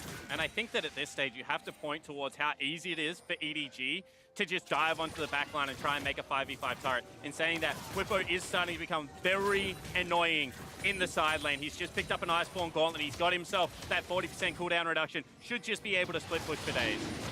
Well, yeah, we know if he goes for Iceborne Gauntlet build, he's going to be a split pusher, as you just highlighted right there. Caps wants to be on the other side. See what happens around this Drake before we talk more about compositions. All right, Mako's going to be looking for the initiation. Stand United has come down, and Hylissang throws out the Fisher. Sonic Wave connects, and now Haro jumps into the flank, throws down the Killer Instinct. It's a 1-for-1 as top of support has traded. Haro escapes with his life, and iBoy is being run down by Broxa. A stun onto Ray, sets up another kill for Fnatic, as Scout is underneath the tower. It's a triple kill for Xin Zhao, and it's Caps that gets a double for the ace. What a huge fight here for Fnatic. EDG, they thought they had the perfect engage because they got onto the Victor. They used so many abilities to kill him. But remember, this is the tank Victor. He's not the main damage dealer. They forgot about Caps and Broxa. And you can just see, once again, it wasn't all at the same time. Shen ultimate onto Mako, trying to get the tanks in the back line. They're trying to set up more of the front to back. But they had just taken so much damage beforehand. Yeah, they do not actually reach anyone in the back. It's just Whippo in the front and Hylissang. So all the damage used on trying to take him down. But now notice, Broxa comes in from the side untouched. And the rest of Fnatic are just constantly kiting in and out of the fight. Reckless actually managed to get out in time. And in the end, the Bruisers on the side of Fnatic are just not getting targeted. They do not go down at all, and they actually get all the kills. It felt like this game was balancing on a knife's edge. Fnatic just picked that knife up and stabbed EDG with it. They have a 4,000 gold lead. They now have a tower advantage, and they've picked up the Infernal Drake. So this is exactly what Fnatic wanted to do, and I want to see how they play the 1-3-1. Irelia top, Silver mid, Victor bottom. And you love to see the reaction from Whippo. Get up out of your chair, pump the team up. Game 1 was ugly, but Game 2, you're getting the ship back on track. And you can just see right now that everything belongs to Fnatic. But the crazy thing is, if you go back 5 minutes, EDG had all the tools. They were even in mid, and they were winning bot because of all the globals and the Alistar. They were going to get a bot lane turret, then swap Kai'Sa Alistar to the top side, do exactly the same kind of play. Ray even gets a solo kill against the Victor, but that's when things suddenly start going towards Fnatic, and especially towards Caps. He picks up that one kill in the mid lane where he gets the Shen ulti as well, and the Galio ulti. And the moment that happens, the globals are gone, and Fnatic just start rolling. Is it fair to say that EDG need to keep iBoy at a safe distance, dishing out damage? We saw once the fight became a little split, iBoy wasn't able to get the autos down, and the Victor, the Xin, the Irelia, they just ran over the EDG I think line. at this stage of the game, sure, you know, you have to probably play a little bit more like a marksman. However, once 2-3 items come through for the Kai'Sa, she can frontline with a Shen ultimate, with the Galio ultimate. So I think that EDG right now, they've finally done what I expected them to do. Split the map, try and buy time, wave clear, and just match gold at this stage of the game. Well, it's going to be hard now with the Rift Help bot side as well, but the EDG fight, ideally, because of all the shielding and the safe ulti from Galio they have for iBoy, when he dives in, he barely takes damage. He actually gets to kill a target before dropping low himself, and that's when you have the advantage. You can't really one-shot Caps easily, or Broxy, so it's Whippo or Reckless, ideally. But again, we gotta remember, is this tanky Victor? So maybe it's honestly just Reckless they're looking for in these engages. All right, Reckless doesn't have flash available. We're getting close to 20 minutes in Baron. We saw the Rift Herald dropped in the bottom lane, got 1.5 towers worth of HP, and that control ward. There was one in the bottom lane. It has just been replaced by EDG defensive vision on the right-hand quadrant, while Fnatic are pushing their vision line to that inner turret line. And historically, more than anyone else in the world, 1-3-1 setups have suited EU LCS teams. The Europeans spread the map, force you into bad decision, know their windows where they can look for vision control and then punish you when you try and take it back. Full control of that right now. Go back several World Championships and it was Fnatic that popularized the Assassins in the side lane, some of the classic EU mids. And in a classic matchup with Fnatic versus EDG, I think it is appropriate to remember days gone by. It's true. And now it's going to be up to Fnatic to even up the series because they got obliterated game 1, but they've bounced back. They've got a very strong lead moving into the mid game in game 2. Yeah, I think most importantly, they bounce back with their jungle and mid duo. Because Caps was completely shut down in the last game. Ended that game 0-5 on the Irelia. Completely different now. Started getting ahead in CS when Scout was roaming, then picked up kills, and now he's super far ahead. If anyone tries to match him in the sideline, he's going to kill them. In saying that, the easiest way to break a 1-3-1 is to just be able to punch through the center. Level 11 has been achieved from Scout. Level 12 already for Ray. As soon as they have that flash available, they can look to just regroup up and try and regain control. Gotta be a little careful, because on the flip side, Whippo, level 13, Caps level 13, advantages to Fnatic. They've got experience, they've got map control for now. Look at the mini-map. Caps is pushing top. There's support for Whippo and bottom, and the fourth tower of the game falls in favor of Fnatic. And the thing about 131 is it's not like you don't get windows for plays. It's just that they take so much more if you don't execute on the plays, and you're under high pressure to be able to do so. So they look top lane, they try and get some control. Instead, Fnatic able to take down that bottom turret. One more play on the bottom side of the map, Whippo's in your base. And in a full 5 versus 5, if you chase for kills, you normally don't lose anything because all the 5 members from the other team are right in front of you. In a 1-3-1, if you chase for kills, you're most likely losing a turret on inhib somewhere else on the map. Well, there we go. That's the divisive nature, decisions and cost of repercussions. By the way, look at the gold difference at 20. EDG were up 8,000 in the previous game. They were down 5,000 this time around. And EDG, they still have the ability to wombo combo, but they won't have many opportunities to shoot if they continue to fall behind. Yeah, at this point, they're hoping for a chance at Baron. That's always the one where the enemy team is stuck in the Baron pit. You get your Alistar combo in there, Galio ulti fills up the entire area around the Baron, and you hope to get a good setup. But I think one of the most improved things for Fnatic this tournament has been their Barons. They've actually been very, very clean. They've been very good at disengaging Baron when it was too risky and then take the fight instead. So in this game here, they can just show that again, and they should be able to get the objective. It's also one of the reasons blue side can at times help 1-3-1 teams, because your disengage from Baron is just backwards. It doesn't have to be split and walk back to ramps, which give wombo combo comps the opportunity to really look for that execution. I also think that, you're an item away from wanting the full 5v5. Sure, you've got the 2 items on your marksman. Actually, they go. All right, Reckless actually starts this one off as Broxa goes all the way in, throws down the ultimate. iBoy jumps over the wall to safety, leads Mako to his doom. Whippo and Helisaga trying to set up more kills. There's a defensive push. Mako goes down, and Fnatic, they chuck a lot of EDG. They just get the one. Yeah, Fnatic, they know here the wombo combo only really works if it's EDG starting the fight and reaching the backline on Fnatic's team composition here, but that's not happening when you're the one jumping them. All right, Baron gets started off as Whippo is going to get surrounded by 3 members of EDG. Dragon's Rage actually helps Whippo out. Haro gets taken down and flashes for safety. The Q shield keeps Whippo alive. Now Ray looking to jump in the pit. There's no smite available. Vanguard's Edge gets Caps a rampage. He takes down iBoy. Now Ray gets knocked up by the Baron to enter kills, and Fnatic are considering another kill. Caps is looking for a little bit more. The BM recall, taunting Scout before he takes him out. We call that style where I am from, and Caps absolutely styles on the Edward Gaming lineup. They say if they get Baron, the game is over. Well, Fnatic end the game with the Baron. Listen to the Fnatic chants in Busan. That was a flawless Baron setup. They get themselves 2 more towers. They've got the Baron gold. They've got an 11,000 gold advantage.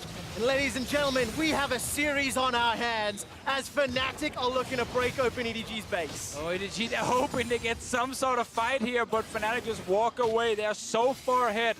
At this point, it should be impossible for EDG to do anything. You might kill the one guy, but then there's 3-4 other people killing your entire team. And Whippo's only job here is to keep Haro away from the pit. So he's chasing him forward. He says, I can get the kill, it might cost me my life. To add insult to injury, the guy then just walks away from 2 members of EDG. Oh, thank you for laughing at that one. I absolutely love the reaction cam. This is, of course, the Baron going down after Caps jumps into iBoy. We like them so much, we pause the replay just to show it, and then we go back into the replay to show what happens right after. Caps right here did not misclick his recall. He just wanted to have a bit Styling. of fun. I like that. I like that. A little bit of style points at the end. Haro jumps away from the engage here from Brox. And by the way, Whippo's got the most emotive eyebrows on the planet. Watch it next time you see those replays. Fnatic, they bounce back from game 1. The duality of first pick Irelia. Game 1, 0-3. Non-existent. No way to impact the game because it fell apart around him. This time, 5-0-6. Gigantic CS advantage. In 25 minutes, he's one of the tools Fnatic can leverage to win the game. And we're talking about an 18-year-old that has joined one of the most illustrious organizations globally as their superstar mid laner. Pressure abound for Caps to be able to perform on the world stage. Disappointing first game versus EDG, but to be able to bounce back is massive. Just another one of those Danish mid laners, Deficio, that you keep talking about. Don't go there. He's a European mid laner. We don't need to give more ego to Denmark. I want to highlight that I didn't say it. Spawn said it. Well, let's see whether or not this Danish mid laner can help even up the series. There is the engage. The Stand United taunt comes down, and Whipper's already dead. Reckless and Caps can still turn this around as the Vanguard's edge disarms members of EDG. They haven't got a kill just yet. Stand United's bought some time. Reckless with one, Caps with a second. The minions are making their way to the base, and this will open access to the inhibitor. We got the combo, but it's too late for EDG. The rest of Fnatic can just take them down right after. Looking for their base now. Haro is here to try and defend. With Aibo and Mako, it's not enough. There is still 30 seconds on the Baron buff to close out this game. The Baron Empowered Cannon minion is doing a lot of work as Broxah gets kicked backwards by Haro. One Nexus turret has fallen. The second now will be jumped on by Caps and Hilly and the rest of You have to Fnatic. go! They turn their attention to the Nexus. There's not much time left. A little bit of an engage. EDG just trying to buy some time. Reckless goes forward, trying to get the ricochets and the boomerangs as Caps gets a stun from the Flawless Duet. He stays alive. Broxah stays on the Nexus, and those style points continue to grow. That's a dash, that's a kill, that's 1-1 in the series. And every now and again, as commentators, we get to sit back and watch a star born on the international stage. And my God, Caps, what a bounce back performance. The entire turnaround happened around the mid lane. Yep. They were getting jumped on bot lane by double globals, Alistar, Kaiser. They were losing the turret as well. But when Caps got the first kill mid, and then we got the gank towards it as well. Wave. How different that game could have been. Or he can flash the wall. But exactly the same way. Bottom lane under siege, but this time the top of the map stands tall. It does indeed. Fnatic even up the series 1-1. We're going to hit to the analyst to break down exactly how they did that. Thank you very much. Quick shot. EDG throws the first punch, and Fnatic throws one back, putting us at 1-1 in the series, very much the way we expected this series to play out. Skirmish heavy, comes down to the fights. Who can perform mechanically better within them or make the better strategic decisions around the map? Let's dive right into this once again with Champion Select, because the development of the meta within this series is very interesting to me. Once again, we see a Victor coming out in the top lane for Bwipo here on the side of Fnatic. Yeah, someone's got to back down, and I liked Fnatic's adaptation of banning specifically LeBlanc, because it made the first pick Aurelia incredibly valuable once again, and we got to see the preview of the top lane Victor in the previous series as a counterpick to Aatrox.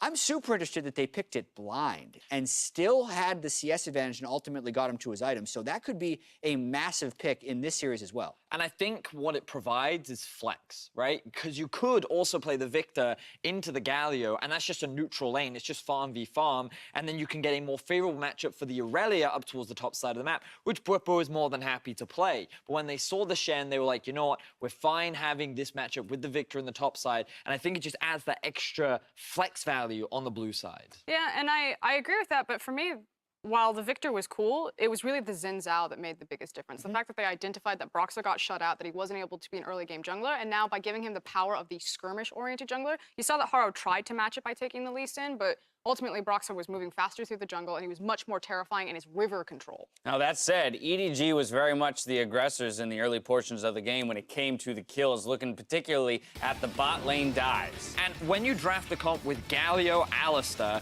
it's very easy to set up these bot lane plays. And note how every time EDG had a wave, they were more than ready to make this stuff happen. They had the Shen ultimate on top of it too. But the problem with these plays from EDG is that they didn't translate it into an early tower. I wanted EDG to focus more on turret damage than chasing kills. And I thought Fnatic was actually throwing their bodies at minion waves so that they wouldn't lose that turret before 10 minutes. That kind of bought them enough time so that you could get Victor to Iceborne Gauntlets, right? So that you could get Aurelia to Trinity Force and then ultimately win the Dragon fight. Because you sent 2 members from mid and top to the bot side of the map twice, and the differential that was developed between Caps and Bwipo against their solo laners was big enough that the deficits they suffered in the bot side of the map weren't that big of a deal and they could compensate. It reminds me of another EU team that we saw yesterday. Let's jump 15 minutes into the game for the first big clash between these two teams. Fnatic coming out on top with the 15-minute ace. And for me, all eyes were really on iBoy. He's going to make a critical error in this team fight when he's going to fly into the back line and then immediately get dove on by 3 people. There he goes. Yeah, but I also like the fact that Caps' positioning in the fight was also really good. The fact that he was able to land a huge Vanguard's edge, the fact that he recognized the positioning of iBoy to then immediately turn it into a punish. Something that Fnatic were praised for in Europe was that they were the best team fighting league in our region, but it does make it easier when the AD carry closes the gap for you. Just high-fives him with his face. I also it always excites me to see these Fnatic guys play, in particular Bwipo and Broxa, because of, again, their emotional investment in the moment, right? And you can see how this team and those two players in particular are catalyzed, right? Yeah. By the success that they found. I think if that fight goes differently, it could spell absolute disaster for the Fnatic squad that's already dropped a game. But getting that ace there, you kind of saw the flame reignite, and they knew they were back in it. Yeah, series saving in a lot of ways, because if you go down 2-0, we've never had a reverse sweep at the World Championship. But I mean, that's why Fnatic is in the position they're in, is because they can consistently win a lot of the high-pressure moments or the execution-heavy moments. Those team compositions scaled fairly linearly when compared to each other. So that Dragon fight, in a lot of ways, was the game. Let's take a look at this 23-minute Baron fight. While Fnatic now has an advantage in control of the game, I want to take a look at EDG's essential last stab here. And this is just incredible by Broxa. Finds them, splits them up, and so much of the resources for Edward Gaming are used just to try to disengage. At this point, Fnatic will then have control over the area, and then Bwipo plays the goalie effectively on this defense.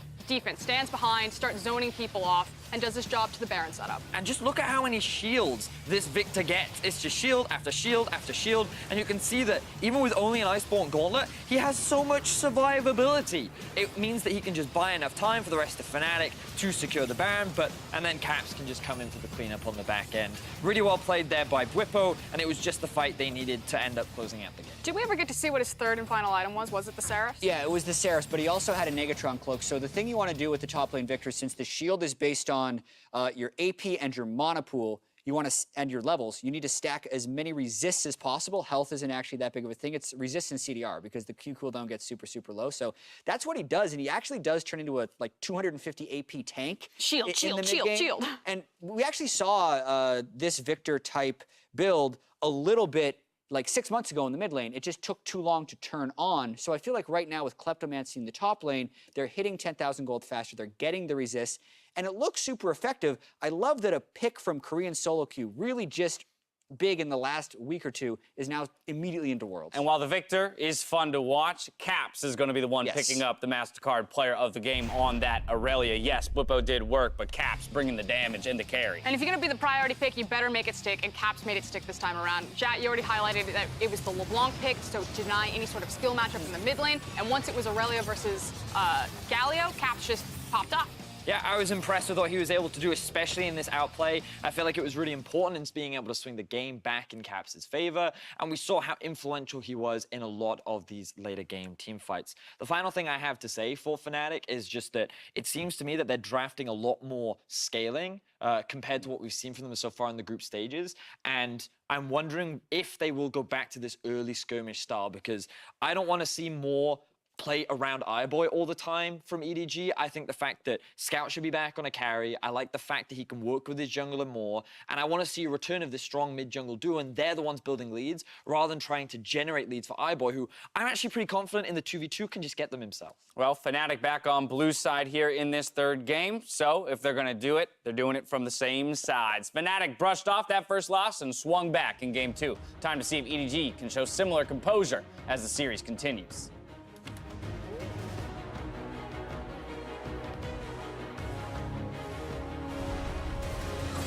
everybody in the bottom lane, and everybody's invited. Here comes Scout. Hilly's trying to get back to the tower. He gets taken out. First blood for Horror. While you win other lanes, stand united into Taunt, into Galio ultimate. Caps is the target, and can he get anything? The flawless duet stun turns it round. Caps with the outplay. Lee. Can we go for Kaiser over the wall? I think we win. Kaiser's dead. Kaiser's dead. Kaiser's dead. Look. Out.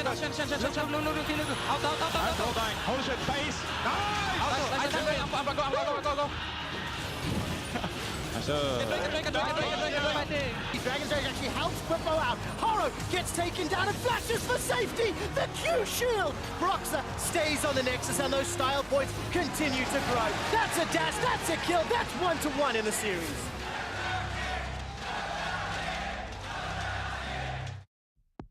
Welcome back to Assist of the Week. During the Fnatic and Invictus Gaming tiebreaker match, IG huddled together in a bush to ambush Fnatic. But Fnatic were prepared and got the jump on Invictus Gaming. Bwippo unleashed Call of the Forge God on Duke, allowing Fnatic to secure 2 kills. Walks away. Now land the first to fall, make it a second as the top laner is dead, and Jackie Love has to run. The Caps buys time. Rookie next to the chopping block. Caps might fall. The shields are on.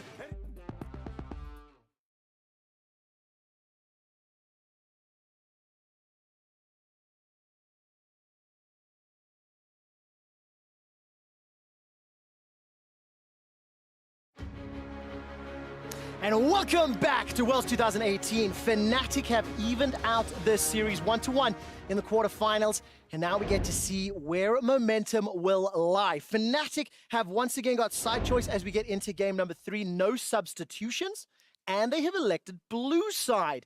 It seems like it worked for Fnatic in game 2. Yet you sounded surprised right there. Do you think they can do it again? Because now the pressure's on EDG to pivot. Well, we might see Fnatic just go with more or less the same style. They don't have to take the Victor top lane. That one you can maybe argue, was it necessary or not?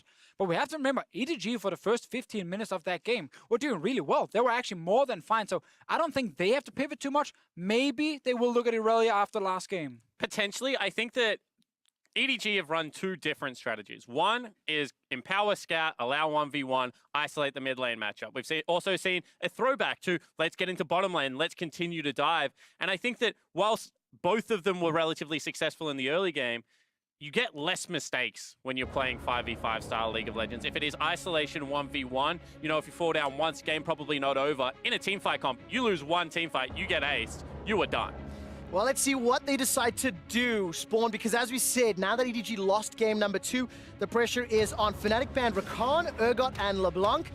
In the previous game, that's Rakan and LeBlanc off the table, Aatrox from EDG, and we'll see if Urgot follows suit. Let's see if the order is important here. This is the first ban LeBlanc, then Rakan second, and they're leaving Urgot as the potential last ban. Didn't actually matter, they went for it straight away once they saw the bans on the side of EDG. No change needed, and there's the Irelia ban we just mentioned. It was one of the options for EDG to try and change something in this third game. And it left Swain up. We know both Caps and Bwippo can play that, but instead, it's a near insta-lock on that Xin Zhao. Yeah, and I think that Xin Zhao as a champion dictates the pace of the early game to such a high degree that it is going to continue to see so much play. You can flip it, however, by saying, okay, let's take some more team fight presence and try and execute that. But that's why I feel like with his new ulti after the rework, he actually works really well in those fights as well here. But I'm just a simple man. I see Xin Zhao and Ornn, and I'm really happy. And I got Xin Zhao already locked in very early, so I like what Fnatic are trying to prioritize. Is this Camille Galio on the other side? Galio coming in with the pick here for Scout, seeing as they take the Camille this early on. If that does end up being the case, would you like to see the Ornn early? Do you think it will be banned out later? What options do Fnatic have? I think a lot of teams don't have to pick it. It is just a very powerful pick if you want strong team fight. If you are EDG and you need more engaged, you could see it later on in the draft, but we're most likely looking at Braum Sivir if Fnatic want to draft AD carry. Otherwise, they save AD carry because they feel like they have enough picks for Reckless, and they can go for something else. But they keep it standard. Yeah, and I think that keeping it standard in this Alistar, situation is very important. I think that Alistar will be the lock-in here. However, that means that Galio will not see play. Scout is the win condition. Mako has other champions that he can play. This, to me, is a good adaptation. Let's see what they decide to do in the end. If you do take your mid lane here, you can ban away 2 mid laners from Caps. Try and get you the best matchup possible.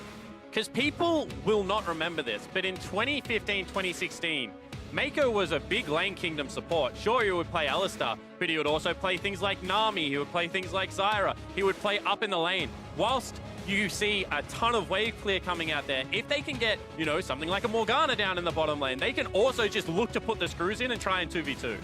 See what they decide to do, and if Fnatic ban Alistar, it's probably the go-to choice for the coaching staff.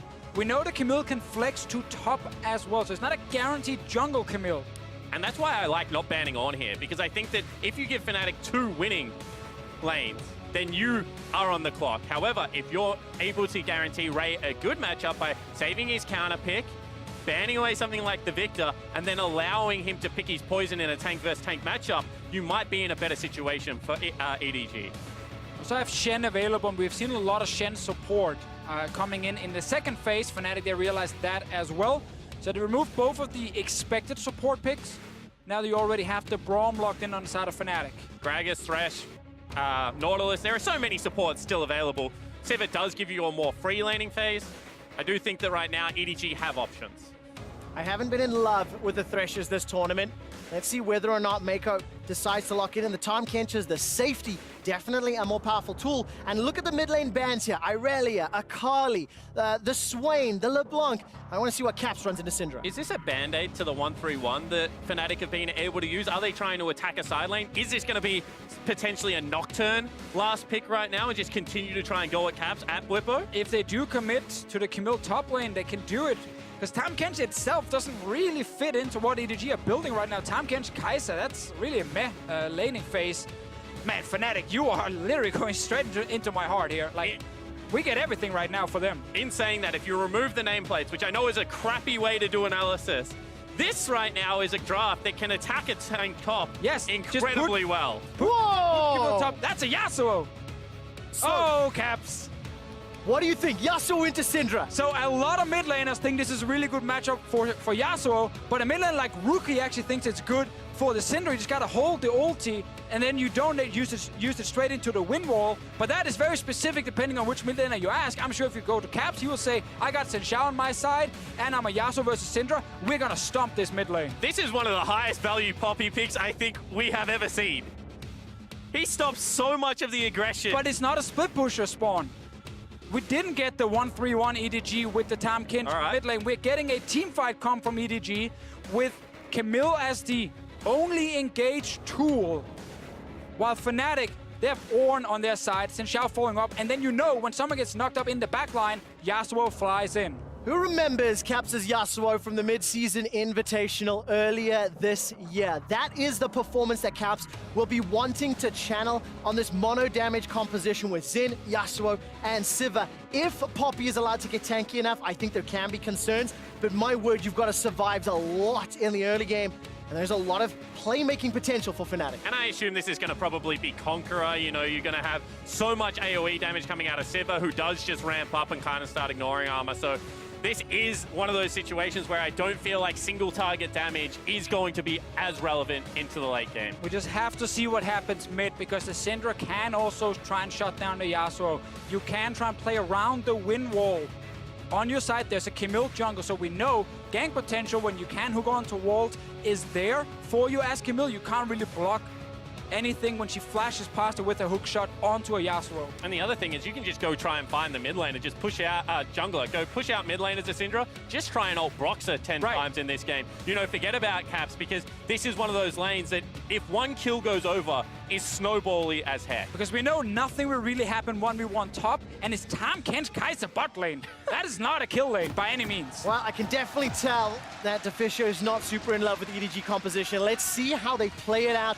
The series is tied at 1-1. The #1 seed from the European LCS, Fnatic, is getting the chance in Busan, as they are taking on the #3 seed from the LPL in Edward Gaming. The winner of this series will face Cloud9 next weekend in the semi-finals at Worlds. And it'll be 2 Nexus secures that will get them there. And I will just say, I haven't fully decided yet if I'm in love with the comp or not from EDG. I know the pillar talk I'm enough to know you still don't trying like to think about what they can do, because I think that team fighting can actually work with some good tools with Kai'Sa and Poppy. He's just trying to see how the mid game goes, to see whether they get ahead. Ask me before the Nexus dies, and I will tell you if I like it or not. Deficio.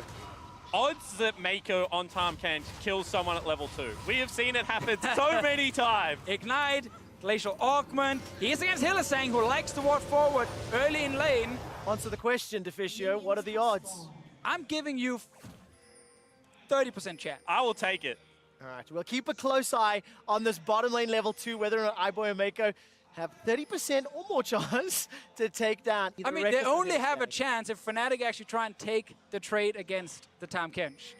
All right, we'll keep a close eye on that lane. For now, though, Fnatic, they were set up in the top bush. They were staring down Ray, who did back away from his tri-bush. And now Reckless and Hilly, they're going to help Brox out. Early adaptation here. They actually bring Whippo down to the fight in case he engages back there. Now he starts the long trek back to the top lane. He knows that Ray is going to be leashing. The wave's not going to be pulled. Should not lose all that much. Well, early on, EDG is in lane. Bot side, no minions dies, however, so Fnatic do not lose any experience whatsoever by being slightly late. Still, though, I'm not expecting a whole lot in this bottom lane other than maybe the first couple of levels with the Tahm Kench. Let's see what happens with Haro here. The junglers, that's what we're looking at, and the 2 mid laners. And already, Haro is heading down bottom lane. You can see that they're pushing. He's just killing the Rift Scuttler. Off turret. Where does he go after the Scuttler? That's the question. Spawn very excited. Probably blue buff. No, you can get excited for that too. He's killing a blue buff. That's nice. Flying into the hype a little bit there, Spawn. Level 2's picked up by iBoy and Mako. Now Void Seeker will come out from iBoy, but underneath the tower, I think a level 2 kill is very, very difficult to pull off. And for the time being, Reckless and Hylissang playing it as expected, safely. Yeah, so let's instead focus on Scout versus Caps.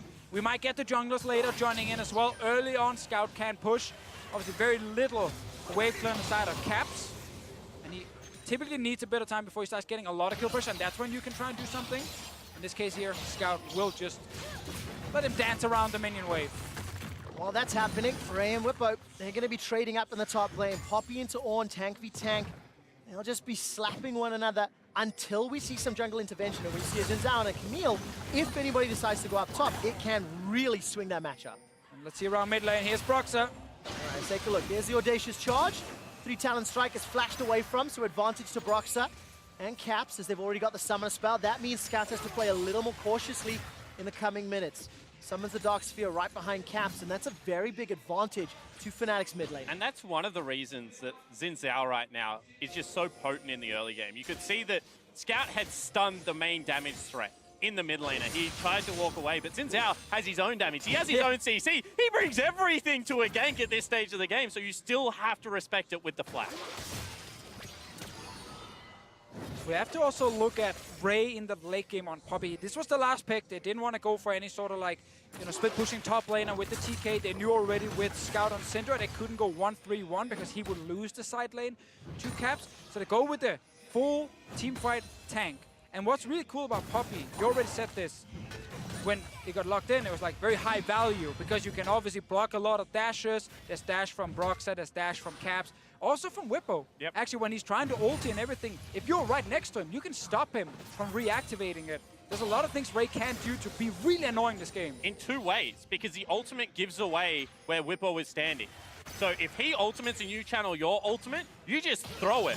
As we now see potentially some more action in this mid lane. I always hold my breath when a jungle waits in lane next to Caps, because Caps and Whippo are 2 of the guys that like to step forward. Yeah, he's mainly here for the counter game, in case Broxah like flashes in onto the no flash Syndra here.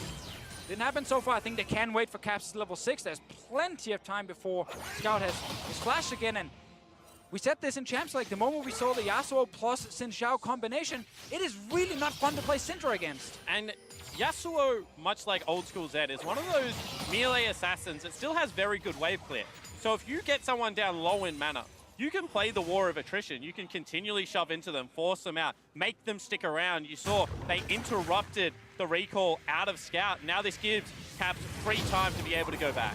All right, Ray completes a teleport. There's no support up in the top lane. He's just going to start picking the fight here with the Balmy Cinder. Whippo's already returned to lane.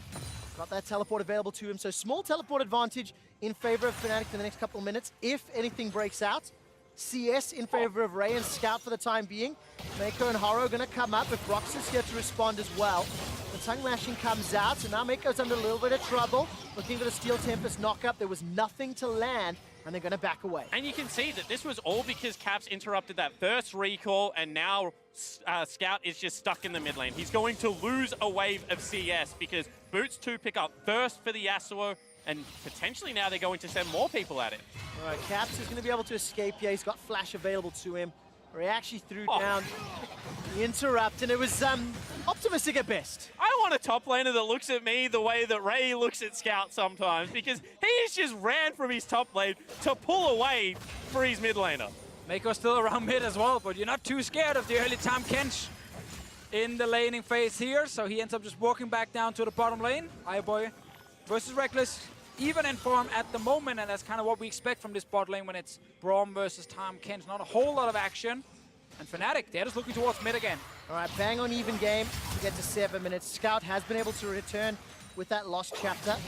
He manages to use the Scat of the Week. Gets a little bit of chip damage onto Caps, but Caps has some supports, and he's farming it very well. You know, reached level 6 already, down 4 CS in lane. And that's a good position to be in for Fnatic. Remember the early gank on the Scout. And this kind of thing, again, with EDG's draft, where it's hard to look at it and say, wow, is it terrible, or is there something they can actually do? Because there are just so many tools that don't normally fit that well together. Like, it's not a Camille Galio and you scream, oh my god, fantastic backline dive, or it's Tahm Kench, you know, with a strong early AD carry who's just pushing in 24/7 in the bottom lane and then playing 1-3-1 later.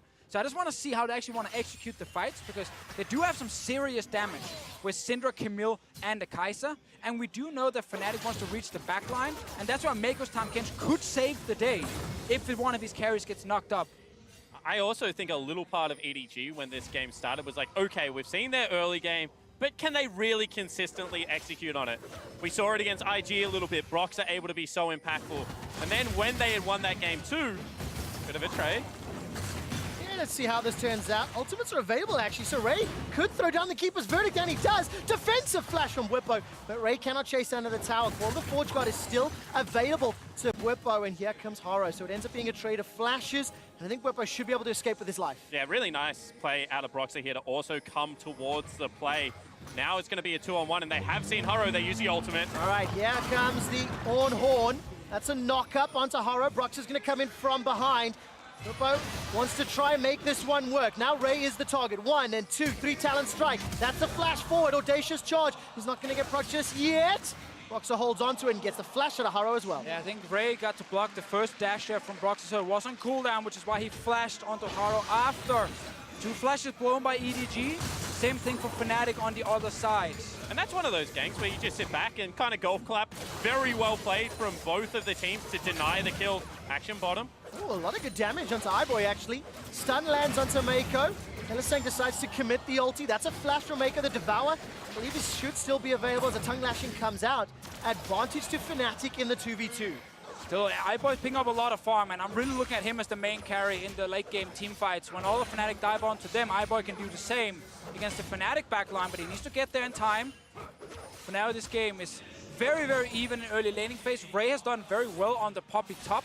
Actually been a super good last pick for him during the laning phase. And this is what I was saying. It seems like a lot of respect given to Fnatic's early game of the impact they can have. So some late game scaling finally invested into from EDG. They say, okay, our early game is a bit of a coin flip. We've won one, we've lost one, off the back end of a very good early invade, maybe not able to replicate that with guarantees. So let's go towards what we've always been good at. Let's look for some team fighting. Haro now getting collapsed onto by a few members. Yeah, take a look at the minimap. iBoy and Mako, they're just leaving their base. BF Sword has been picked up, but Hylissang and Reckless will be left unattended in the bottom lane, get a lot of damage onto this turret. Haro can't even really stay anywhere near. There's a lot of risk with Broxer waiting in the rings as he's just picked up the Skeleton. One thing we might see once Tahm Kench has ulti is Haro goes mid, ulti's onto Caps to keep him there.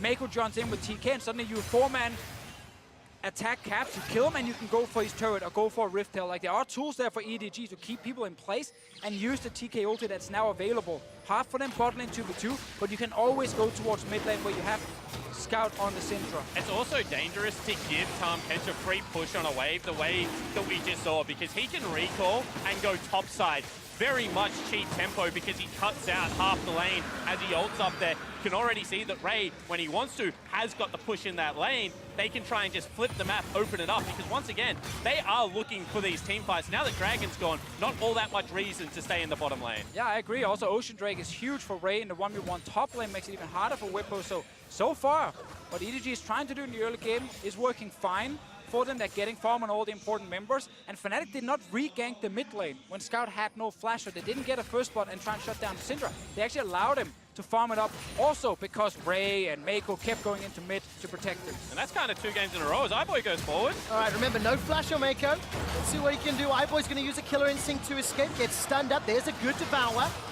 He manages to escape with his life. I love that play from Mako right here. He knows if he stays out of range from the CC, iBoy can always ult a little bit towards him. He's mid though. All right, let's take a look. Caps will manage to get the knock-up onto Haro. He's holding on to that last breath. The Tom Ken's not even going to be needed. Scout manages to find the stun. That was exactly the play we wanted to see from EDG. Use TK ulti plus Camille ulti to lock Caps in place and then kill him.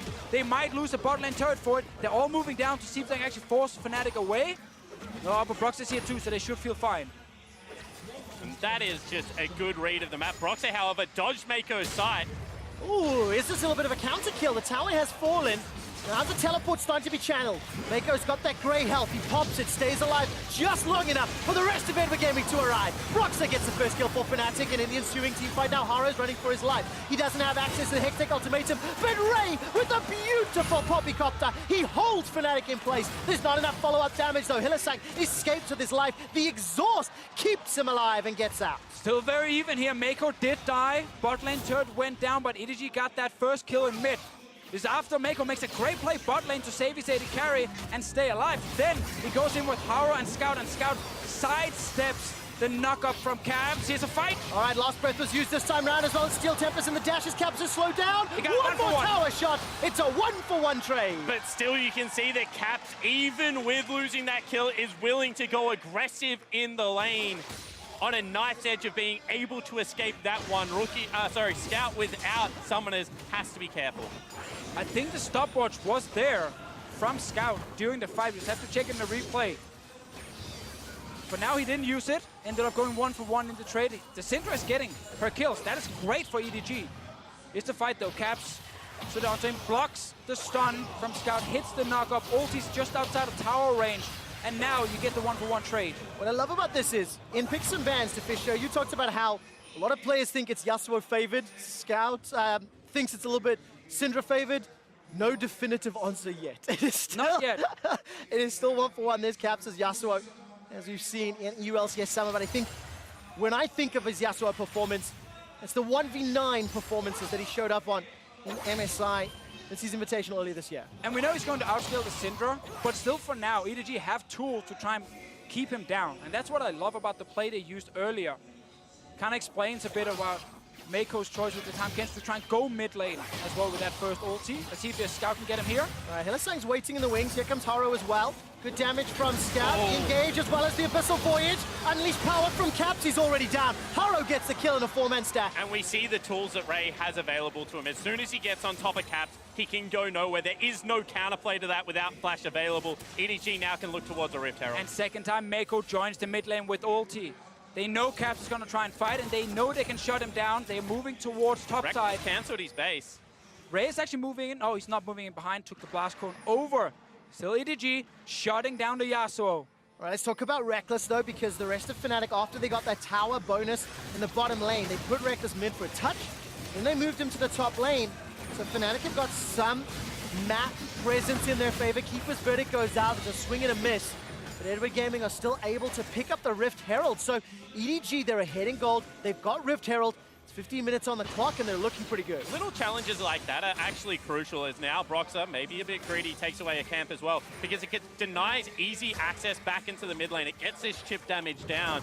So Fnatic not really trying to contest for the Rift Herald there, but just trying to get some priority on the map. And you can feel the tension building as now the first item spikes have started to come in. Sunfire for Ray, Iceborne for Whippo, Storm Razors for the AD carries, and we're starting to see both teams be a little more proactive, more willing to look for those opportunities, and so far it's been EDG that come out ahead with that Tahm Kench. They get the Rift Herald. Another one of the moves we mentioned earlier. Go mid, kill Cap, take Rift. Use that to gain your advantage. If they can get a mid lane turret with it, would be huge for the team. And what we're going to see now that the map is splitting up is where EDG needs to be very decisive. That's kind of one of the hard things about the draft they picked here. They don't have super easy hard engage other than the Camille. And that's the key thing, because you don't stop the Yasuo 1v1 with Syndra in the side lane. You stop him by sending Haru to that lane, and you then go for a kill. Maybe Time Kench joins as well, and you take him down multiple members. Or you try and make that play mid where you hard engage in and try and get on to the backline of Fnatic to force the fight. And more importantly, you need to be able to take something off the back end of the play. You can't just keep killing Caps, because ultimately he should be able to push up in the lane, he should be able to farm up, and Yasuo with farm just gets to a point where he can become uncontested in the 1v1. So looking to see whether it is a play on the bot lane to try and, get Bwipo's flash, make him less of a team fight presence, whether they continue to try and go towards Caps' lane and maybe take a turret off the back end of it with Rift Herald, because they do need to be decisive around some objectives soon. All right, well, one of the objectives is another Ocean Drake. It has spawned. You can see EDG posturing towards it. EDG have been pretty good with dragon control in the 3 games of this series already, but they get cut off by Fnatic and instantly push back. But we are at a point in the game here where a fight can go either way. You don't have your crit items, all the crit items you need on the Yasuo just yet, and Syndra is sitting at level 11, rank 2 ulti available, so a lot of damage on both sides. Really looking for Haru, and he's engaged here. Who can he get on to in the backline of Fnatic? And vice versa. What about Call of the Forge God? What does Bwipo do? Here comes Ray. Uses that steadfast presence, just taunting and baiting and trying to find an opportunity in. He's not finding it yet.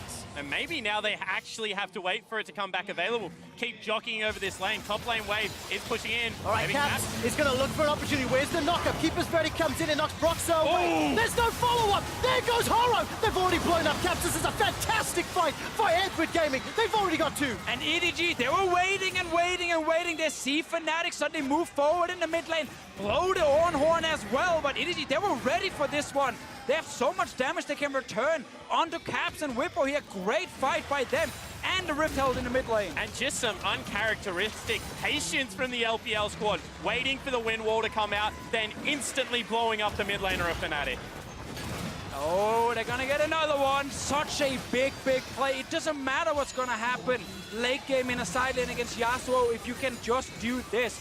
Win the fight here. 18 minutes in with Fnatic are not very strong. 2,500 gold lead after finding 2 kills in the mid lane and securing 2 towers. Edward Gaming using a fantastic opportunity to grasp control in Game 3. This is why I didn't want to answer your question earlier, because what they're doing here with their draft is super smart. I love the play. They're just waiting for Caps to overextend.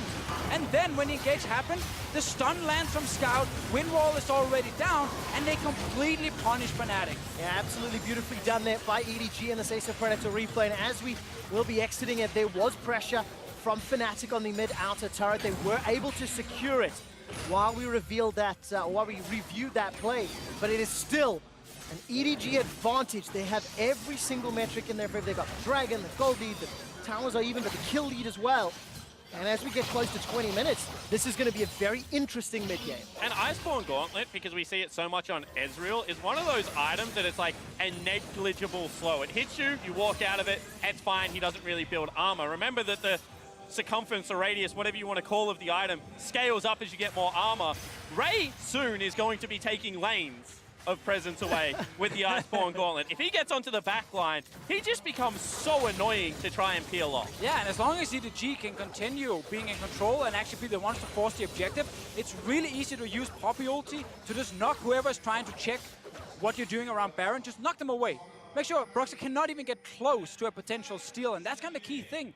A lot of the Fnatic setup around Caps is going to come down to Bwipo, and then, of course, Broxah getting in towards EDG and landing some knockups and then set up the play. But that's not going to happen right now, and Mako's also there on the TK to try and save whoever is actually the target. They're starting at Drake again. Remember, this Yasuo is not very strong at this point. All right, he's only got the Phantom Dancer, a pickaxe, and a couple of ruby crystals to work with. So Caps still trying to find a little bit more damage to add to the stack.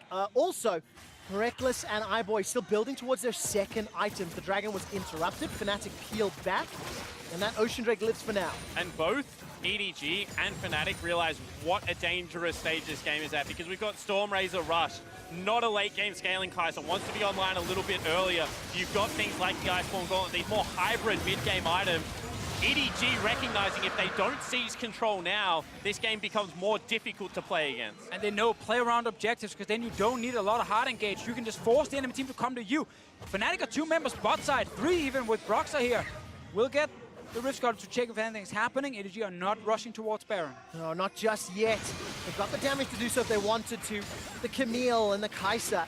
But for the time being, EDG content with the 2,500, 3,000 gold lead that they have, and the pressure is on Fnatic to find a team fight to get them back in the game. Yeah, and that's what EDG wants. They want Fnatic to engage on them so they can use Scout and iBoy to wait and see what's going on, save one of them, and then counter-engage. Poppy ulti can be huge here for sure if you get 1 or 2 guys away. The moment Fnatic try and fight, suddenly Fnatic are not sitting with 5 players. And this is finally the level up in the LPL that fans have demanded to see across years. Where's the infrastructure? Where is the discipline? Where is the coaching?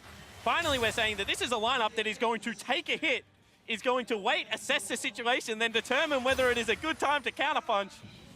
Exciting changes in the LPL region. I can tell you've cast LPL for a very long time, Sport, because that was one of the most impassioned mini speeches I've heard. And, you know, you talked about waiting and sitting back after taking a punch. Look at the hourglass on Scout.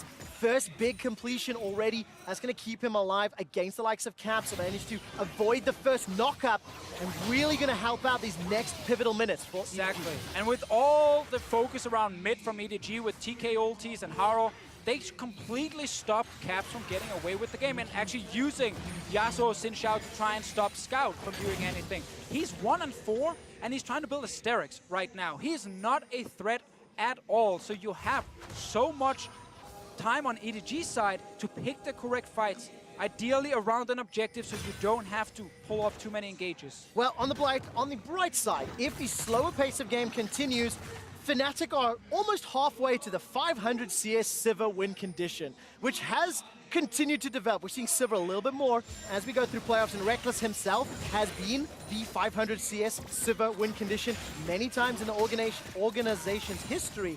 But they're down 3.5 games. Fnatic cannot afford to give up more. And many times against this EDG lineup, he was the main carry. I went back and had a look at the 2015 scoreboard, and he's sitting there 9-1-7 on things like Jinx, these late game scaling 80 carries, the ability to sucker EDG in, make them overreach for a team fight, then run them down. Certainly still a potential on the Silver. He was the team fighting 80 carry. The cleanup 80 carry actually took over that job from Steelback back in 2015, where it was the Huni Rain over show. Obviously on Fnatic, all about the early game snowball from topside, but Reckless was just going to be that consistent team fighter and the guy who brought utility to the table. That's what he's doing right now with the Sivir, and based on the game flow, as you guys highlighted, he's going to have to be probably the main carry on the team. Yeah, and I think that it is so almost poetic that this year the EU LCS has gone back to the solo lanes. You know, we're talking more about Wonder, more about people like Whippo, Caps, as well as Perks for G2. Bottom lane is nearly back in that cleanup mentality that we've seen so much before. People like Hyun and people like Reckless being able to take the unglamorous jobs on their team. He can do that. Obviously, Reckless, if you ask him right now, will probably highlight that he's 2-time MVP and has definitely been the main carry as well on Fnatic, just not during the summer split. And of course, if Fnatic go down, they've still got Soaz waiting in the wings as a potential in case of emergency break glass. The reason I bring that up is 25 minutes into the game, EDG still have a 2,500, 3,000 gold lead. While it's not over, it is still advantageous to the LPL. Yeah, and then EDG will have side selection, so they can go red side again, and we can just continue to stay on the same side, but after each game, we've had changes in bans. Irelia was banned by EDG in this one, and then they draft this composition here that, well, it might late game struggle with the 1-3-1 comp. Here in the early mid game, they have a lot of tools to stop it from ever happening. So EDG have the composition now to start playing around Baron. They just need to do it. All right, Deficio, we're getting close to late game. 25 minutes in, I start anticipating the 30, 35, 40-minute team fights. You touched on EDG looking at Baron as Scout. We'll get a little thing there onto Fnatic. But how do Fnatic start to get back into this game? I see they've still got an outer tower that's going to fall shortly. There's an Infernal coming up in a minute and a half. And is this really just buy time to get damage? Yeah, I actually think it is at this stage. You can see that If EDG get there first, they're going to punt some away, they're going to look for the objective, they're going to look to continue to scale. If it is 3.5 items versus 3 items, if you have your Infinity Edge, after now the Steric's picked up, if Reckless can get towards it as well, you can start winning some 5v5. Maybe you can look to start getting pressure again in a side lane, but for now, it just becomes about balancing the waves and make sure you're not giving too much up to the EDG lineup. That's why it's all in favor of EDG. They also have iBoy late game as some nice insurance on the Kai'Sa. Meanwhile, Scout, I think pretty smart actually with the Hourglass build, said, you know what, I need to survive the engage, and after, then I can carry. Really like the decision making all game long from EDG. They've made sure that this Yasuo has simply not been able to take over. Sterix has been completed, and for the time being, EDG, they are now setting up some sort of vision in and around Dragon, pushing together as a unit. Ray will be jumped on here. The Keeper's Verdict will in fact knock away Cap, so he escapes with just the use of his ultimate. In saying that, there is 20 seconds for a major objective to be available in this Infernal Dragon. They're now all that there's going nothing, again. Are they going one more time? Ray knows. He can see everything with the ward right there. Do Fnatic split it? If EDG start Dragon, are they bold enough to go Baron? I think that's too risky, but they pulled EDG towards Fnatic, and the recall completes. But it's also because EDG have control of mid. They can literally go stop Fnatic from doing anything here, start Baron themselves, or just go back to Infernal. It's EDG in control. EDG who can decide where the fight is supposed to be. I've heard the statement a few times. EDG's mid-game decision-making, questionable, problems. Is this enough of a lead spawn for EDG to utilize it as well as it did in game 1? Well, I think this actually shows some growth because, yes, it is enough of the lead, and their also decision-making so far has been quite good. They're now backing their top laner. He's probably got a Warmog's armor. They're checking for vision before they rush into this objective. All right, Infernal Drake has been started. Hylissang will try to body block at least a little. Down and secured by the smite. Core of the Forge God comes out. It's interrupted. No follow-up. Caps is still waiting for the last breath. He finally throws it down, but it's only on Tomeko. Butbo gets the first kill of the fight, and it's a little bit messy. Scout's running for his life. He's already unleashed his power, but he hasn't killed the damage dealers. Reckless is still untouched as a Boomerang Blade flies across the team. iBoy is slowed down. That's a great stun from iBoy. Killer Instinct into death. iBoy suicides. He flies into Fnatic. He gets dunked. It's a triple kill for Reckless. It was suddenly all about the AD carry here. Fnatic found a way to the Infernal Drake bot lane. All right, now Haro will be able to find something onto Bwipo. There's a lot of armor to work through. Velo's Breath is helping. Bwipo tries to turn it around and gets chunked down by the Precision Protocol. Yeah, and sure, you get a kill, but you've just given up the Baron. You asked about EDG's mid-game, and they throw it all the way on the back end of a hero ultimate from iBoy. And the start actually looked nice with Ray in the backline. He stopped Bwipo from doing anything with his ulti, but suddenly EDG could not get in there. They're trying now. He's nice in time. In the entire... Whoa, that was way no too smite close. on Broxah. There was no smite on him, but they got it down. So let's see the fight here. Early setup, Hylissang is split from the team, and they get a stun, plus they get Ray into the background. This is great setup, but now we get the knock-up, and Caps is saving Windwall. Wait for it until you see the ulti from Scout. That's when it comes out. Here you go, ulti comes in, nothing actually ends up hitting at all, and Ray is trying his best to be a frontliner, but iBoy is not allowed to deal damage until he finds a chance to jump in, but he just dies. And what are you fighting for? Look at Reckless's position the whole time. Clean up AD carry, able to grab the triple kill for himself. But EDG, what is going on? The dragon is gone. We kept highlighting that what EDG wants to do is beat the team to start the objective and force Fnatic to engage on them, so they can disengage at first with Poppy ulti, with Tahm Kench, and then turn it around when someone overextends. But this time, it was EDG because they left the river, who had to engage onto Fnatic, and the front line got split up. And after one team fight, the kill score is now 7-6. Look at the damage that Reckless was able to put down. The gold is now negligible at 1,530 minutes. And with Baron buff for the next 2 minutes, Fnatic have regained a footing in this match. And the difference between this Kai'Sa comp and the last Kai'Sa comp is that iBoy cannot dive in. He hasn't got a Shen, he hasn't got a Galio, he has no form of protection. He needs to fight front to back. This is the strength of Kai'Sa. She can do both, but over-aggression from the EDG AD carry. And during MSI, when Fnatic said there's a chance they could make the final, it was all about Caps. Reckless did not have a good tournament. But during Worlds, he has shown that if Caps is not the one to get ahead, you can still rely on your AD carry to take over team fights. He did it in the final against Schalke. He just did it here in this team fight. I definitely think the entire Fnatic squad has shown growth since that MSI performance, and Soaz has been able to rejoin the team after his wrist injury in the spring split. We see a depth to the roster in terms of play style, in terms of decision making. They have multiple players who can carry, and they are a very, very real threat. They are the last first seed standing in the bracket. Every other first seed from World's Groups has been eliminated. And Fnatic are now looking to go up 2-1 in the series if they can retake absolute control. Look how they're pushing Vision. Look how they're now starting to strangle EDG out of the game.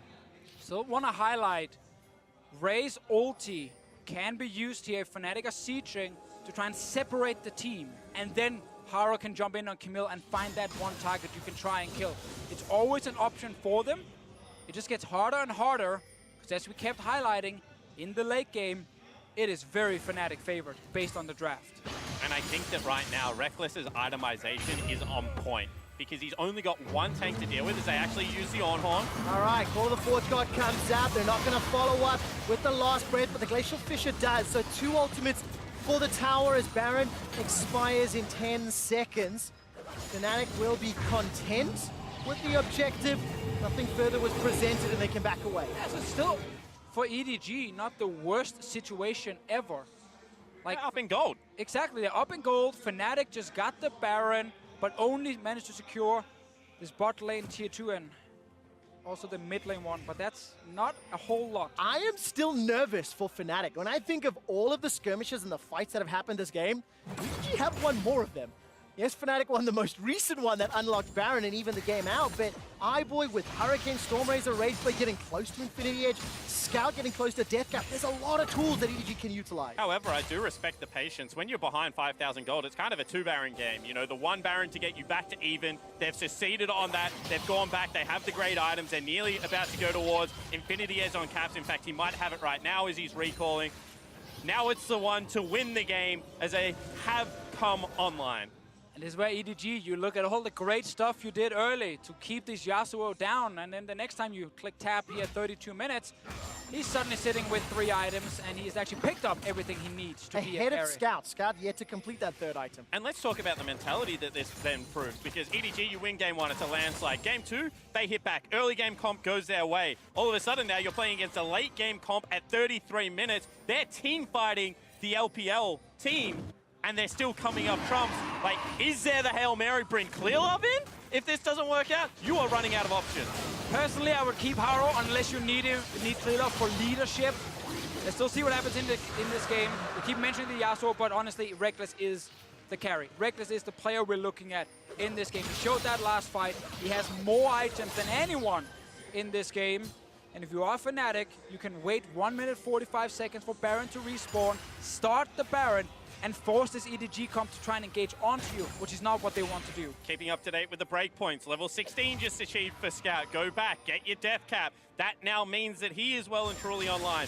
No MR picked up by Reckless means that if he spell shields something and that ultimate doesn't get win wall, he gets popped. That is so much of the potency gone. Now it comes down to execution. And when you look at Fnatic's lineup, it is so much easier to do what you need to do. Stand front to back and team fight. That's very true, but I just want to see Ray's ulti in this fight. I think he can really decide everything. Isolate Fnatic, knock them around, and suddenly 1 or 2 guys are left on their own. iBoy can fly in with his ulti. Haro can fly in with his insane mobility on Camille. Like, I think there is enough tools to try and split them up and find 1 or 2 picks very quickly to win the fight. And it goes down to execution, like you were saying, Spawn. We've seen the Poppy ultimate several times this year, just how game-changing it can be, especially when you look at the objectives, right? Elder Drake is a couple minutes away. We're 45 seconds away from Baron.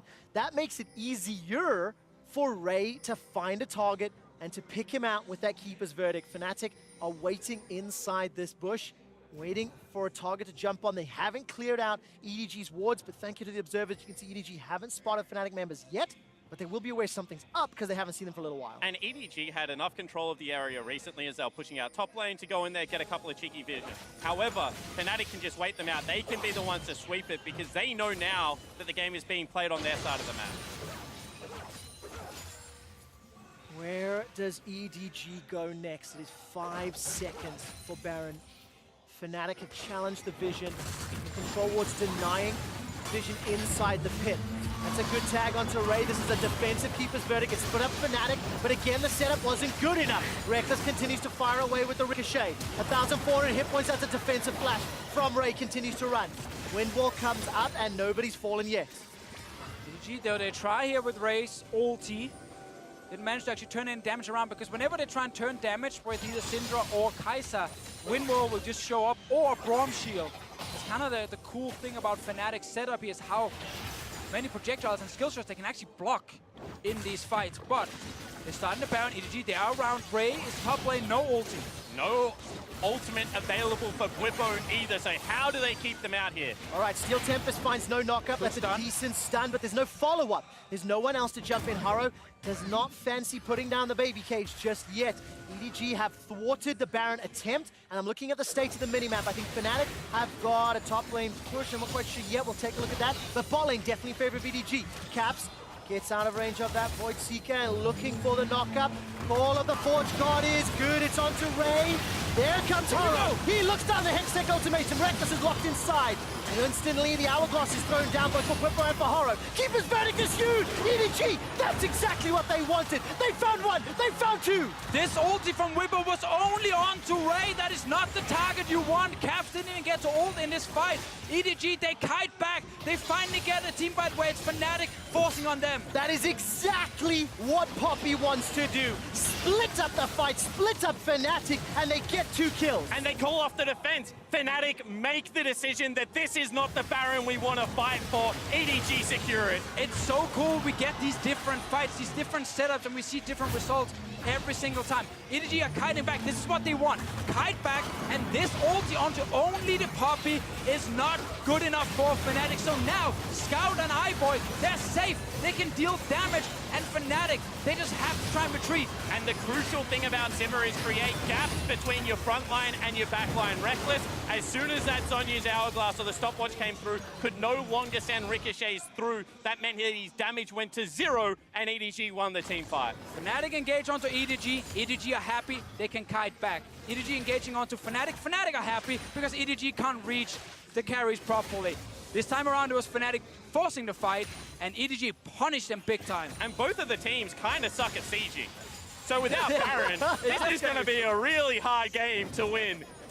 Everything going to be fought around objectives. That's what I love, though, Spawn. Yes, it's not going to be about necessarily knocking over the towns. It's going to be about these team fights. It's going to be about the decision-making and the positioning in each of these fights. Ray will once again be the target. Keeper's verdict comes out. It doesn't hit anything. It was interrupted. Ray gets caught by the last breath. This is a split. Maker's already down. Ray will fall immediately after. Fnatic somehow find EDG. Man, EDG, you won that great fight before you got the Baron, and then they split up in 2. We get another ulti from Bwipo, and this time it doesn't matter who you hit, just hit someone. And they get the block with the wind wall onto Ray's ulti.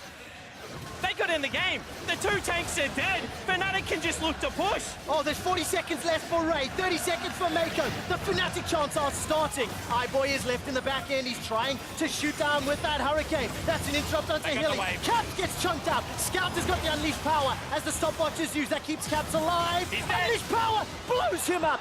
Fnatic are unable to finish. Remember, Baron empowered minions on the side of EDG. Fnatic's push is stopped for now.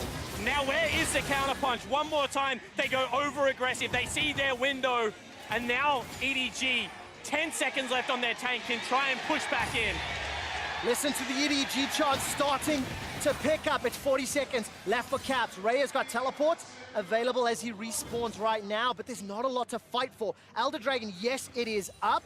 I think Caps may be able to get there. It's all about the base. We've already mentioned how bad these teams are. Actually, they don't go for it. They peel off, they go Elder. Well, they take the big objective instead. They know it's all about team fighting right now between the 2 teams. Getting the Elder, and more importantly, getting the first Elder, so that the second one, if the game keeps going, will be a huge win condition for them.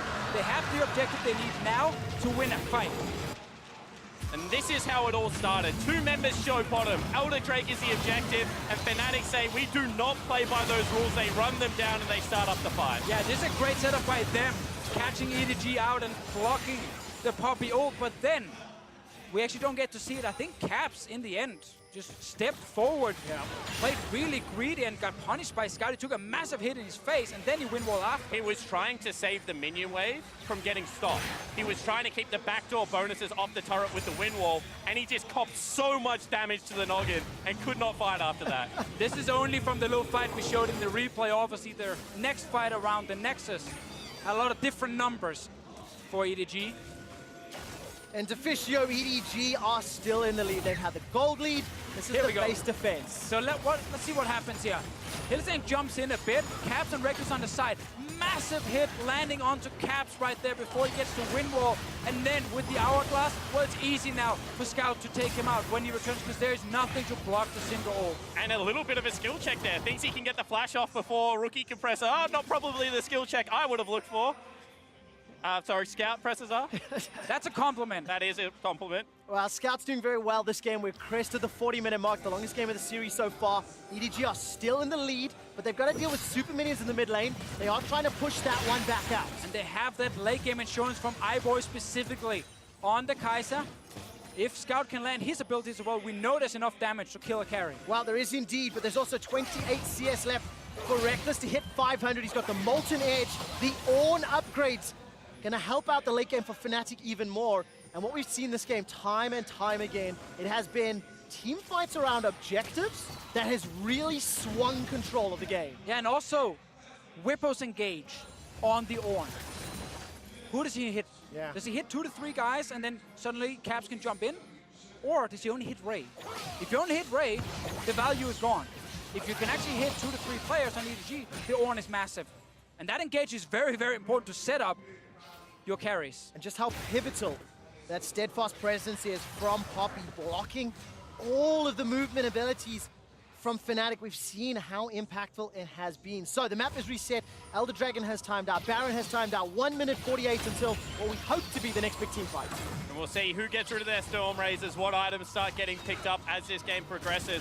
Also would like to see, even though it's a ward slot, you know, one of the sins, Harrow go back and get himself another stopwatch. One of the team fights they won was the ability for him to just continue to push Reckless backwards. With a GA, he's going to buy some time. A stopwatch could buy a bit more of that precious time for the front line to get torn apart. Very true. There's a lot of late game fights as a jungle Camille where you don't get to deal a lot of damage because you are fairly squishy.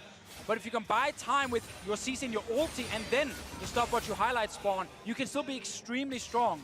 Because you can't just ignore her completely, you have to actually respect her. Okay, gentlemen, set this up for me. EDG seem to have pressure. They seem to be pushing some of the lanes down despite the supers in mid. I think they've just about timed out, 30 seconds to go. And Fnatic, they don't have vision just yet around Baron, so it feels like EDG have a little bit more information to work with. I feel like Fnatic were just buying their time. They were cleaning up their side waves, they were ceding some control. Now they get the mid lane push. Now they can all of a sudden start trying to get some top side vision control. But they don't see a lot. They don't know if they're about to get flanked or anything. Now they see EDG right in front of them. And that's the importance of mid lane, is if you push up towards the inhibitor, you know they have to answer the wave. As soon as they show on the wave, they can't be flanking you. So you can now go in, get some shallow vision, do it again, push out mid wave, continue to repeat the steps until you have the control you need. And it's so cool that I think in Fnatic's head, they had this game plan with Caps, you know, winning a side lane and being super annoying, but that got completely shut down because of EDG's early game. So it's just become 5 versus 5 only, all game long. And we're gonna get another one here. Once again, eyes on Ray in the front line. If he's the target Fnatic is trying to kill, they will struggle. And double Hourglass. Hourglass stopwatch picked up for Scout. He's going to be so annoying to deal with. Ray has one as well. Oh, look at this. They're posturing in the mid lane. I'm waiting for Whippo. Where is the Ornn Horn? He's holding onto it for now. There's no vision to the river just yet. EDG have backed away onto that Fnatic wall. That could be huge. Now Fnatic will be the ones checking. Once Baron is now in the shadows. Control ward dead. Luckily, that one ward in the brush will basically give Fnatic the information they need to check if Baron is being started. Unless EDG can like blast cone over the wall ding, behind ding, it. ding. 500 CS activated for Reckless's Sivir. Is it enough? It's going to be all on the initiation. There's the knockup from Caps. He's sitting on top of Ray. The Scout of the Weak has found no stun. Fnatic, they turn it on. There goes the last breath onto Ray. The Ornn Horn catches out onto Harrow. But iBoy, he's jumped into the back line. He stays alive for now. He's knocked up with the glacial fissure. So fights him up on the front. Nobody's dead yet. Finally, Reckless gets knocked down. There's the hourglass thrown down by Ray. iBoy's still alive. Still, nobody killed. Finally, Reckless is unstoppable. His 501st CS is killing EDG. Now they're running for their lives. Scat of the week will be enough to stop Fnatic. Everyone is just holding ultis left and right. Scout in the end did ulti and almost kill Whippo, but he got to flash away in time.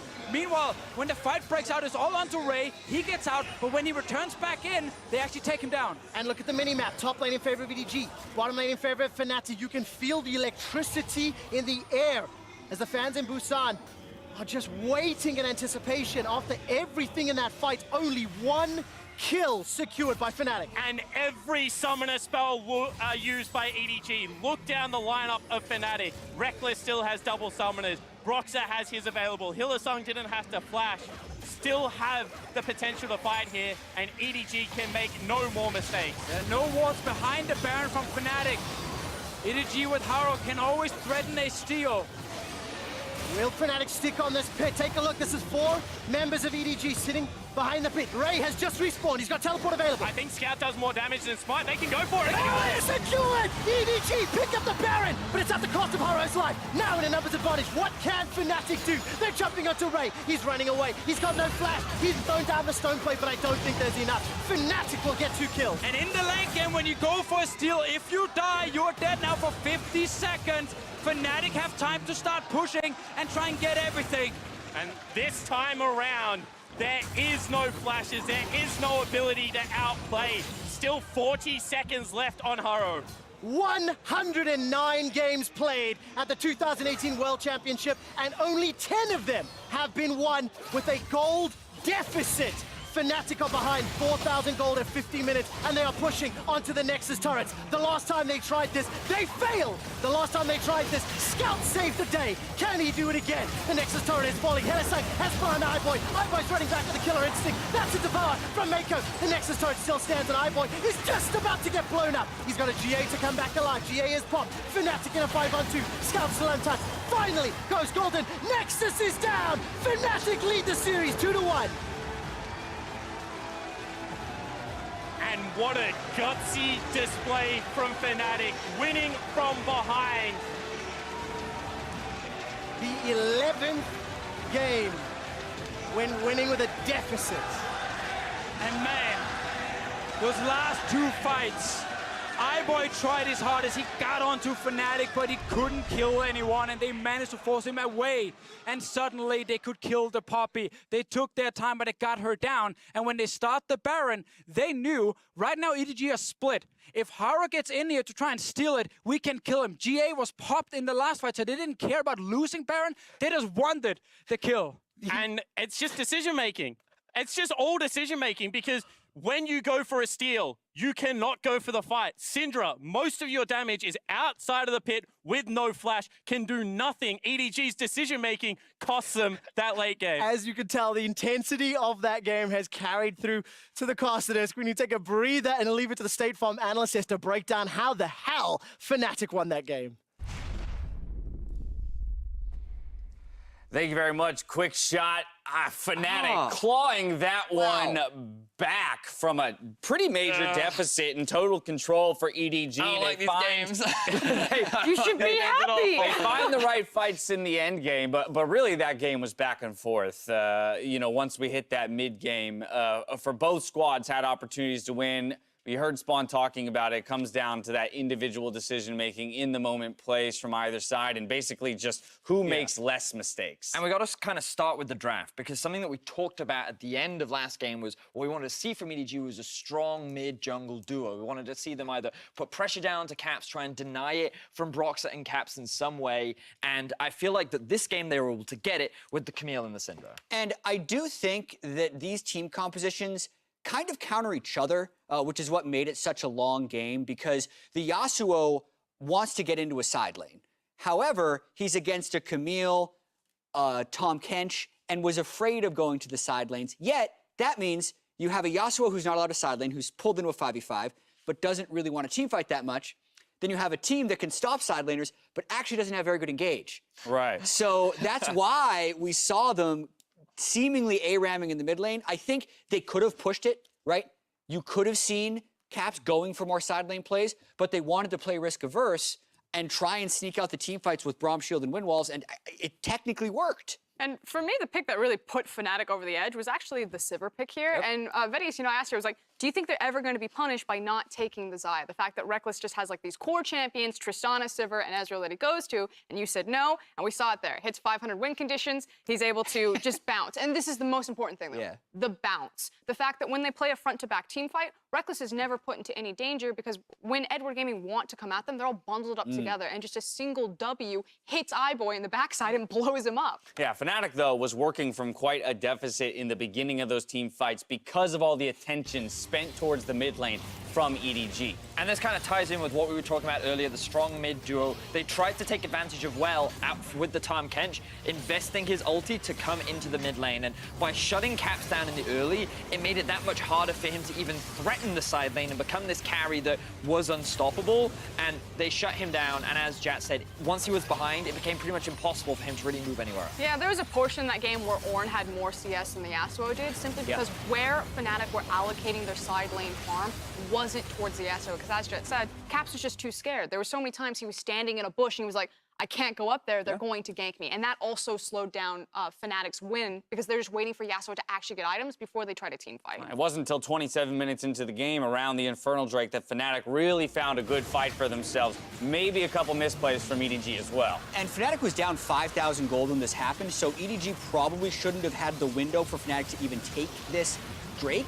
But then when they actually do get the fight, as Frost said, watch Reckless. Like, he's basically untouched this entire fight while still being able to get a lot of damage, and a number of misplays by EDG in this fight. Scout zone using in the back, iBoy ulting in on Kai'Sa while he had Braum stacks on him to immediately get stunned, and Fnatic just front to back outperform EDG in this fight to wrestle control of the game back for themselves. I mean, Haro never made it in. Yeah, he literally was just spectator mode. He's like, huh, it's interesting what's happening over there. Maybe I should assist. You were yelling because the moment he goes down to the 1v1, he still has his ult. And Frost is just like, wait, why does my jungler still have ultimate available? It was definitely a questionable fight from the side of EDG. That's one way to put it. And it's one of those situations where when you look at EDG, it's something we've actually said all tournament long. They have an amazing early game. They're actually stacked full of talented players, but sometimes they just make the oddest decisions, and you just can't understand what goes through this team's mind. And you can actually see that in the Baron play, like that last fight. The fact that Ray goes for the engagement, and remember, Ray is rejoining the roster. He started on Edward Gaming, then he went to North America, now he's back on EDG, but he just looks like he's not quite cohesive with them. The teleport comes in, he walks from the back, and yeah, he's put into a position where maybe they don't go for the team fight, but he runs in, the rest of Edward Gaming run away, and Ray's like, well, I guess I'm here now. Yeah, I very much think the identifiers used for these teams at the start of the day, EDG being a double-edged sword and Fnatic being boxers, is pretty apt in this game because in a way, EDG had Fnatic backed into a corner, but Fnatic was still fighting the entire time, finding their way out from that corner in the only way possible. I mean, 38,000 damage. What is that gold grab? Plus CS. A roller coaster. And what gold is grab, that? Absolute roller coaster of a game. A great game 3, a turning point in the series most likely, and a huge performance from Fnatic. All right, losing with a big gold lead, that's going to sting for EDG. You had said you believe, this was off camera, you had said you believe that if Fnatic had won this game, they would keep Bwipo in. You are exactly correct. They're going to try and ride that momentum to the 3-1 finish. On the flip side, EDG has elected to go to blue side with their side selection. Before we get into discussions around the next game, I do want to recognize our MasterCard player of the game. Ding, ding, ding. You guessed it, quick shot. It's Reckless for the 500 CS Sivir win condition. And it's the late game insurance policy. All of those bounces, the positioning, the team fights, Reckless did exactly what he needed to do. It wasn't flashy, but it got the job done. Yeah, and this is something that Reckless will always tell you regardless. He says, I can pick a late game carry because if my team is winning elsewhere on the map, I can just sit behind and follow them, but I'm always that late game insurance. And if things fall apart, I trust myself in team fights to be able to win, and that is just Reckless in a nutshell. All right, so now we move into game point for Fnatic. Finally swapping sides for the first time in this series. How does this affect the way the champion select plays out and maybe the tools that each of these teams draft themselves? So I very quickly want to jump in with the fact that Caps will get counterpick. At least that's what I hope, because Honestly, I don't think he's had the best series so far. He had one good Aurelia game, but giving him the counter pick, I think, is really important for Fnatic this series. And I think this means EDG gets power pick. They've mainly been banning Aurelia, Akali, and Aatrox in their games, which are the flex picks that you can power between both lanes. I think Akali will be a high priority, and we're going to see which ones Fnatic ends up letting through. You also have the Urgot Aatrox that I think is more likely to be in this matchup than the last. You have any thoughts on what EDG does from blue side to bring us to a 5th game? I hope it's not priority pick Kai'Sa. All right. No Kai'Sa. That's all we need for a 5th game. Fnatic are 1 win away from facing Cloud9 in the semifinal. We'll see if they can lock their spot in the top 4 after the break. They should actually do.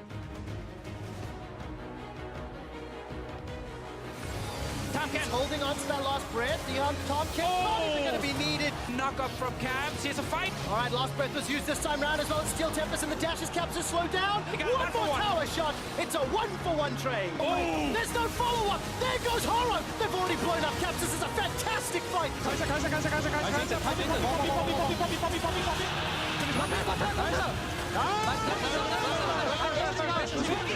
Keeper's Panic is huge! EDG, that's exactly what they wanted! I think Scout does more damage than Spite. They can go for it. Secured! EDG, pick up the Baron! Both running back with the Killer Instinct. That's a Devour from Mako. The Nexus turret still stands, and Ivor is just about to get blown up. He's got a GA to come back alive. GA is popped. Fnatic. Nexus is down! Fnatic lead the series 2-1.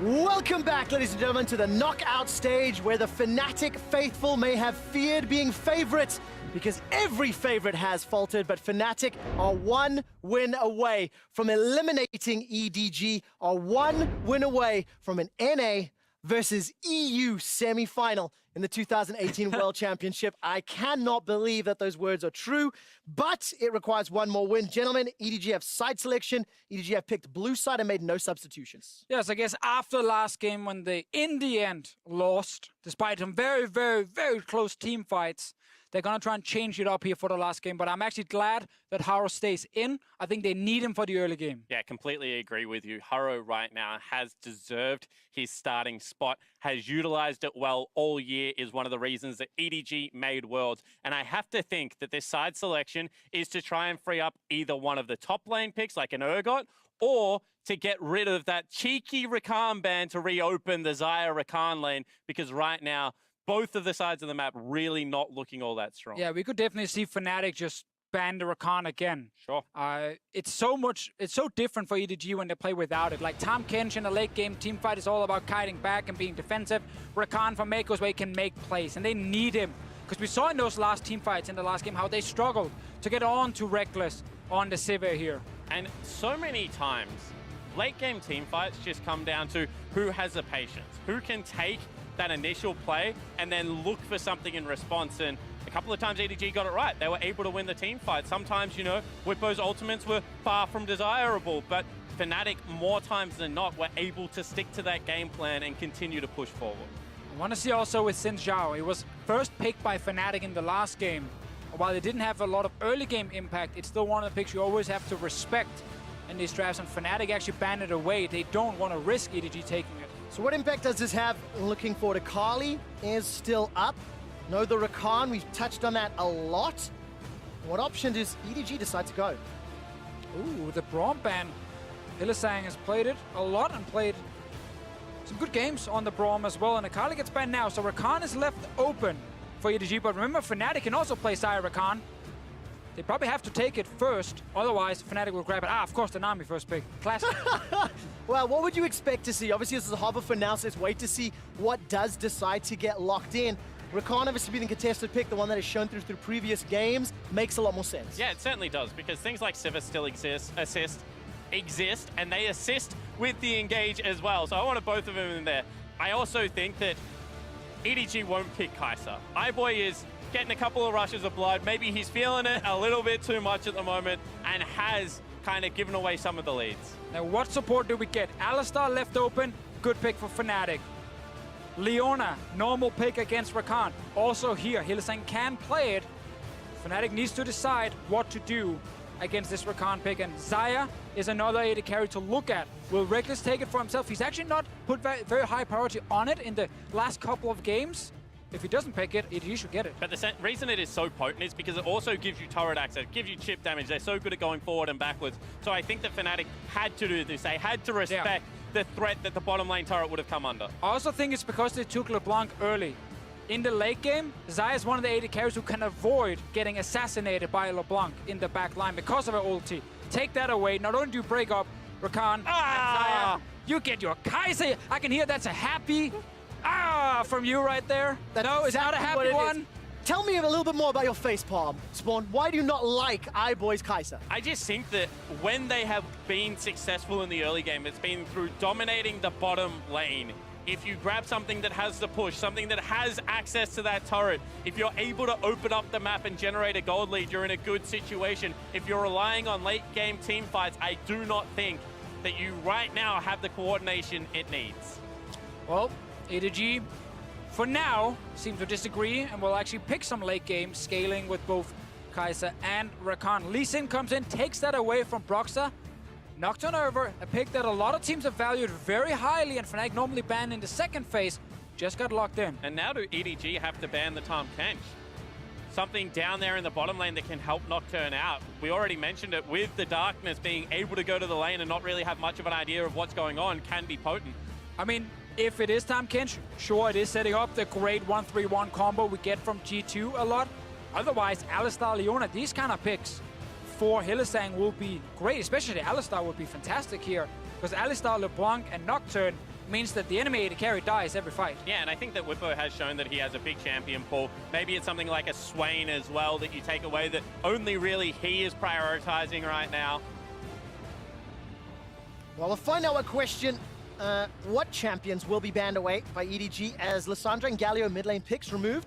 I actually quite like Nocturne into Galio, and Scout didn't have the most impactful Galio earlier this series. Regardless of that fact, it is denied, and the last phase 2 ban will be locked in shortly. So for Fnatic, they either go their support now or their jungle, and then we decide what they'll be locking in. Correction, support or top? Yeah, and I think that it's going to actually... Oh, it's not. I was going to say, I would like to see a Victor ban here because they do have last pick potential. I think that Ray probably needs to be on a tank, and that Victor was very disruptive. I want to see if Fnatic just takes the Alistar. I think most teams in the world will just grab it very, very quickly here. Works really well with Xayah already. You can combo, get the feathers down, pull back, but no, they want to play for laning phase here a lot more with the Thresh pick coming in. Nocturne, level 6, can go down to that bot lane very easily and set up kills against this Kai'Sa. Defisho, immediate reaction when you see Hylissang Thresh. Safe choice, Alistar, but Hylissang loves to be a playmaker, loves to try and show what he can do mechanically. I'm still a little bit surprised. I, for one, rejoice at the Thresh pick because it is one of those picks that if you play it to the highest level can be dominant in the laning phase. Otherwise, it can look a little bit rough. I also think that finally we will see the skill matchup. Even terms, mages, assassins, Syndra versus LeBlanc. That is hype. And the question is, who will come out on top? Now that's a few seconds left before EDG lock that one in. Scout, during the laning phase, has looked fairly good against Caps. He has had support from the rest of the team, of course, cannot discount that fact. But now EDG have got no more room for error. Lose this and you are done at the World Championship. Very true, and one of the biggest problems in the Syndra versus LeBlanc is not the 1v1 specifically. It's what happens when the junglers join. And in Nocturne level 6 against the Syndra, it's very easy for Fnatic to shut her down. Will be a bit harder for Haro here on the Lee Sin, but he can do it if he's focusing around the mid lane early to try and shut down Caps. And all of a sudden, Scout has gone from a lineup where he really couldn't hold anyone because of double walls to now he just has really good options to hold everyone. Just ult whoever you want. As soon as the spell shield is out, use it on Broxah, use it on Caps. Whippo's not going to want to use a stopwatch at the start of the fight. He wants to be mobile and able to access the back line. Scout can have a game here. And I think support-wise, EDG are winning out here with the Rakan. They take it early. Hylissang does not grab an Alistar on his side. He wants something that's stronger early, has a bit more pick potential, but still, it means for late-game teamfights, if we get there, the Rakan pick is so huge when it comes to forcing these engagers onto Fnatic. And we saw how the late-game teamfights played out in the previous game. Every single moment was balancing on individual decision-making, individual abilities, and it was Fnatic that were able to make the play around Baron when the team fight and close the game, despite being behind in gold. Fnatic are 2-1 up. They have a little bit of wiggle room. If they lose this game, we play Silver Scrapes, we go to game 5. But if not, they will be the first team to be favored to be a #1 seed advancing to the semifinals. And that would be massive for the Fnatic lineup. Not only would they be the second EULCS organization in the year that was supposed to be the LPL, they would also be able to cement themselves as potential favorites for Worlds going into semifinals. Well, being favorites has not helped everybody else in the bracket stage of the 2018 World Championship. Will Fnatic buck the trend? Our eyes in this early game will absolutely be on Hylissang's Thresh and what level of impact he can bring to the game, but also on what Fnatic decide to do at this level 1. We've seen a couple of influential level 1 players over the weekend, and there are some tools for Fnatic to work with. Well, for now, Broxah is scouting and trying to be a little bit of a bait if someone does walk in from EDG. He did spot the Lee Sin in here. That's really smart from Haro, because he knows that there's a Thresh could be potentially over the wall. The rip back from Swain is actually pretty underrated in terms of CC at an early level. So just being able to back out of that brush. In saying that, they now don't have complete vision of the river from Ghost Poro. So this also means that Broxah can potentially get up behind Ray and try and have some influence on the top side of the map. Well, they get the ward down now. That will spot if Broxah is walking down the ramp on his side, so nothing ends up happening in terms of fights. Ooh, let's see what EDG is doing. Nope, that was just 4 members warding together. And they have a sweeper on the side of EDG again, which gave me some thought that maybe they would walk in, try and sweep out this ward that could potentially be placed by Caps. They will know exactly where it is. So it's a Ghost Poro again. Good old Ghost Poros. After the buff to it, everyone suddenly loves to pick it, and there's actually one of the smart ones to get off. Boy, they're going to start the fight here. They get the knock-up onto Hylissang. He's already used the Ignite. That's a defensive flash already. Reckless has got good damage on Tomeko. Both supports very, very low. Summoner spell advantage to EDG. Yeah, 3 summoners used by Fnatic here. Double flash still on the side of EDG. Look for level 2 gank in the bottom lane. That's what I was going to say. More importantly, they deny the ward going out, and maybe he face checks it now. Here comes Haro, Sonic Wave, needs to find the target. The knock-up catches onto Hilly, resonating strike, first blood, EDG. And EDG strike first, you could see that early aggression. This is what KT did against EDG to be able to pick up those early kills, and now Haro could be unlocked on the map. Man, they just walked straight down the river. They forced a flash from Hylissang. Reckless also ended up flashing here during the gank. Huge play in the bottom lane, and fantastic start for EDG's bot lane. Especially in a lane where Hylissang's Thresh is one of the champions we talked about. We wanted to see him get ahead. Now on the flip side, Ray's special augment sign is being bullied a little by Whippo Swain, as is somewhat to be expected, and the wave is pushing towards Ray. So let's get the play in the bottom lane again. EDG in the brush. Hylissang is the one face shaking, they knock him up as well. So now he's so low that he has to try and flash away. And that suddenly means that Haro can just do his red buff and go straight bot. And then the fact that Hylissang can't walk back into that river means that they can't get the ward down. That sets up the gank coming in. Haro gets the Q this time off the CC and able to pick up first blood. And Hylissang not able to stop Mako here from getting onto him. He dies now. Perfect start again for EDG in the early game. And you need this when you're down 2-1 in a series. You just lost a game where you were up in gold almost all game long. But you lost due to some big late game team fights. Now you need a good start to instantly bounce back. Ooh, good stun onto Caps. Whoa, Dogsphere comes out. That's a flash for Ignite in the skill matchup. 1v1 goes to Scout. Scout solo kills Caps again. That was the perfect stun. He sees the dash forward. He lands the stun. Full combo comes in. Ignites some auto attacks. And that's all you need to kill Little Bung. And all worlds long, we've seen this matchup go in the reverse. But the mid laner from EDG, when they need him the most, stands tall.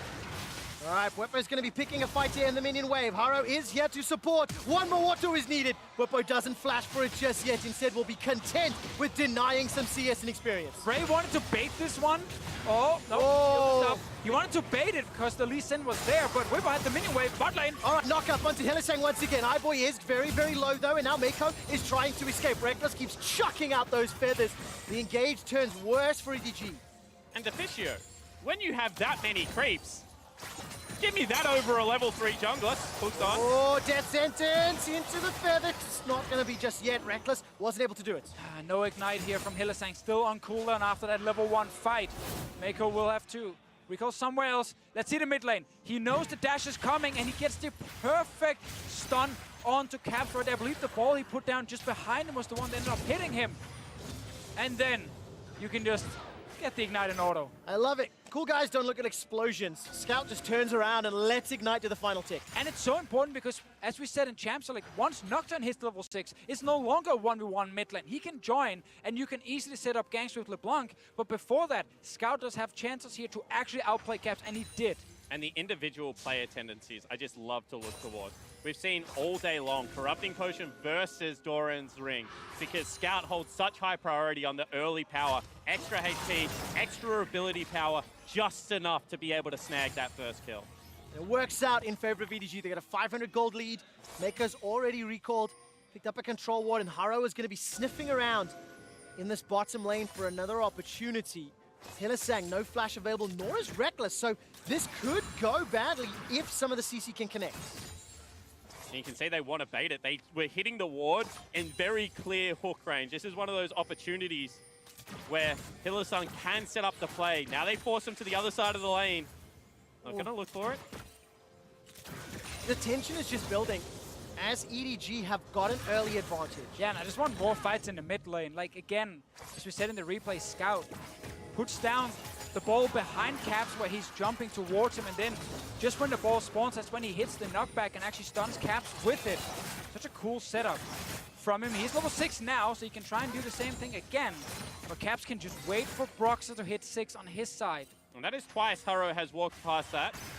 Here we go, can land stun. All right, stun gonna get dodged away from by the distortion. 44 CS to 48, at least Caps is remaining relevant.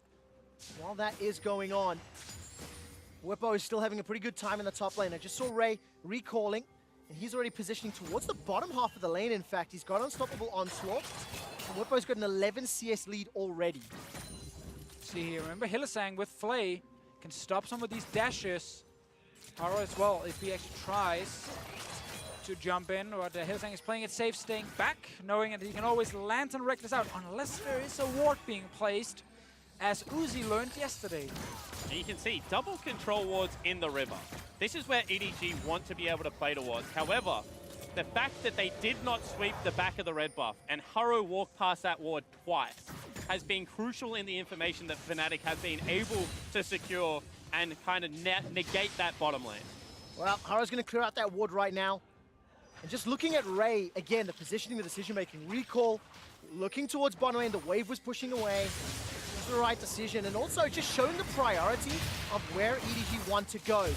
Scout has left the mid lane, he's coming to help out top. There's a flash available to Whippo, and he's got Demonic Ascension ticking. Now Ray, when he gets popped into zombie mode, if at all, will put a lot of damage down, and that was just really well played by EDG. Yeah, starts as a 1v1, Scout walks in behind, and what he does here, he ultis first to guarantee that he will hit the stun when he fires the knockback with so many balls on the ground. Whippo not able to flash away. And right now, the mid lane matchup is where EDG is getting the big advantage. And the reason that looks so easy, because it's against the tone of play. We already mentioned it. Double control wards, bottom side river. Clear out your own control wards. Make sure that you have access to the bottom lane. Mako flashback available. All Fnatic are thinking about is how do we survive the bottom lane gank that is coming. All of a sudden, Scout goes topside, looks to pick up some fruit, grabs himself a kill. Well, Fnatic are able to pick up a dragon at least. It is a Cloud Drake at 8.5 minutes. It is a 600 gold deficit that they need to claw back, and for the time being, EDG starting off beautifully. Yeah, but now we have to see what Broxah decides to do with the first ulti. Will he use it mid if Scout is pushing forward? Combination with the LeBlanc, they can secure a kill. Or will he go bot lane instead where they have the Thresh to set it up as well with the Nocturne? The first ulti is always so important as a jungler. And everybody on the side of EDG has their flashes available. So keep our eyes on where Broxah decides to go. He's even on CS with Haro. He's got himself that Chilling Smite as well. So the tools are there. It just depends on which lane he decides to focus on. And now, much like when you play against Neblin, it's more important to have a ward near Grom, a ward near the Raptor camp. Try and spot where the Nocturne is trying to access the river from, or what position from behind turrets he's looking to attack. You would have to think that they could pull up Ray at this stage of the game. He's not all that tanky. Mixed damage is great against tanks at this stage, so still have options everywhere. And I want to just praise the fact that Whippo and Reckless are out CSing their respective opponents, and Caps, despite giving up first blood, is also even on CS. So Fnatic are actually ahead of Gold, despite being down 3 kills.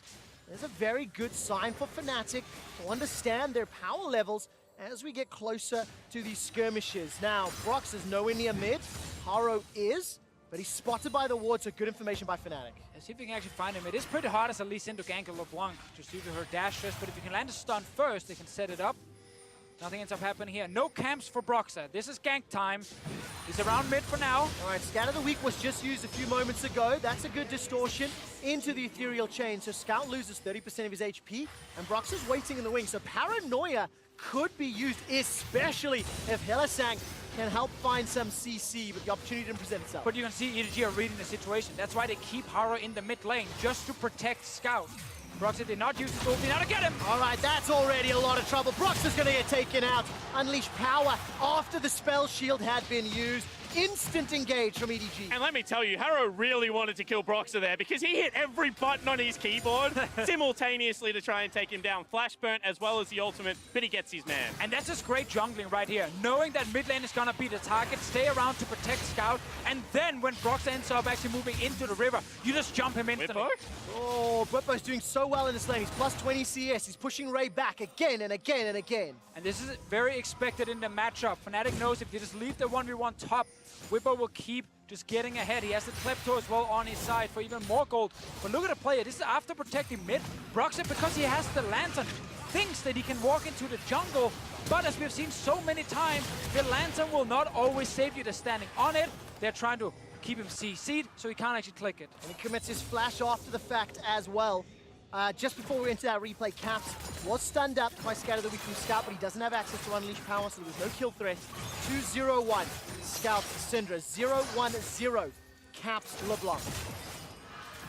And I think so much of what Fnatic has shown today is going to give fans a mixture of relief and hope, because it has been at times, you know, Caps falling behind in the mid lane, but then Reckless is showing that he still has carry potential. I think that this is now a team that can beat you in multiple areas. However, the problem looks like right now is that jungle mid isn't able to get rolling against Scout and Haro. And I think that's actually a lot of praise to EDG, specifically for how close the series is right now. A lot of people looked at Fnatic as heavy favorites going into it, but EDG's first game was fantastic with the early game draft they had. They've managed to do a lot with Scout, specifically against Cap. Scout has been the better mid laner today, and Haro is now here around the Rift Herald. All right, Caps is coming in towards the Rift Herald. The engage is actually going to be onto Haro. Wow, he flew across the map with that blast cone. Now the Rift Herald is about to reset. Watch that patience meter. It's dropping targets, and the Decimating Smash comes down. Rift Herald will get secured, but the engage from Maiko gets the stun, gets the knockup, and it gets Maiko out. Now Brox and Caps trying to turn this one back around. Ray is already getting the autos down. He's in trouble. Will get propped. Scout of the Week was massive. iBoy comes in. He takes down Cap. Whippo will at least get one back onto Maiko. Now he flashes over the wall. Broxah is looking for Scout, but he can't chase into 3. This is the first 2 kills for Fnatic. And it looked great for Fnatic as they had their support first to the play still going. All right, Demonic Ascension was used. The passive on Swain will force a flash out of Scout, and I think iBoy should be able to pick this one up. That Sith Lightning's not going to be enough to take down Ray. And it is just a matter of time. The passive from Swain will buy have to take this a few extra seconds. It's actually Scout that cleans it up. Yeah, and that's really nice from Haro. The patience to give it over to his mid laner. Didn't want to take another kill on Lee Sin, but that looked great. Fnatic rotated Hylissang to the play first. They got an ultimate out of Ray. They picked off Haro. However, they didn't commit and try and look to get out. That meant that iBoy actually, with a good read on the map, rotated to the play first. Just want to see the replay again here. When the fight breaks out, they use the Nocturne ulti to kill Haro here, get rid of the jungler in the early game. He can't see anything, he doesn't know where he's going, so he's just gonna go down very quickly. But Ray on the Sion, despite losing lane, he knows that will happen. He knows also now that he can just be a frontliner. He's buying time for iBoy, who's running from base. Get a quick kill here onto Hylissang, and now just kite back, wait for iBoy to shot because Reckless was still in the bottom lane.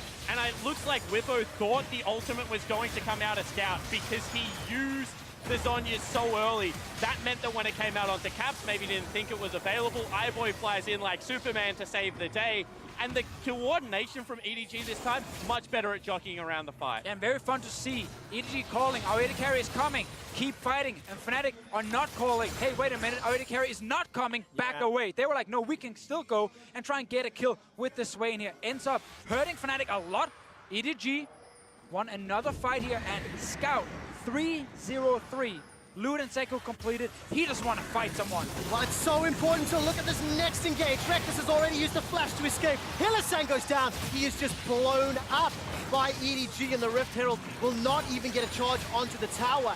I was going to touch on the fact that with a 6-kill advantage, it's only 400 gold in the lead because Whippo and Reckless are farming up a Storm. The problem is they're getting outplayed in these skirmishes. Yes, and the first pick Rakan has so much value for EDG, and the Hylissang Thresh response was about winning the early laning phase, create picks, but the level 1 did not go in his favor, and ever since, he's just been taken down.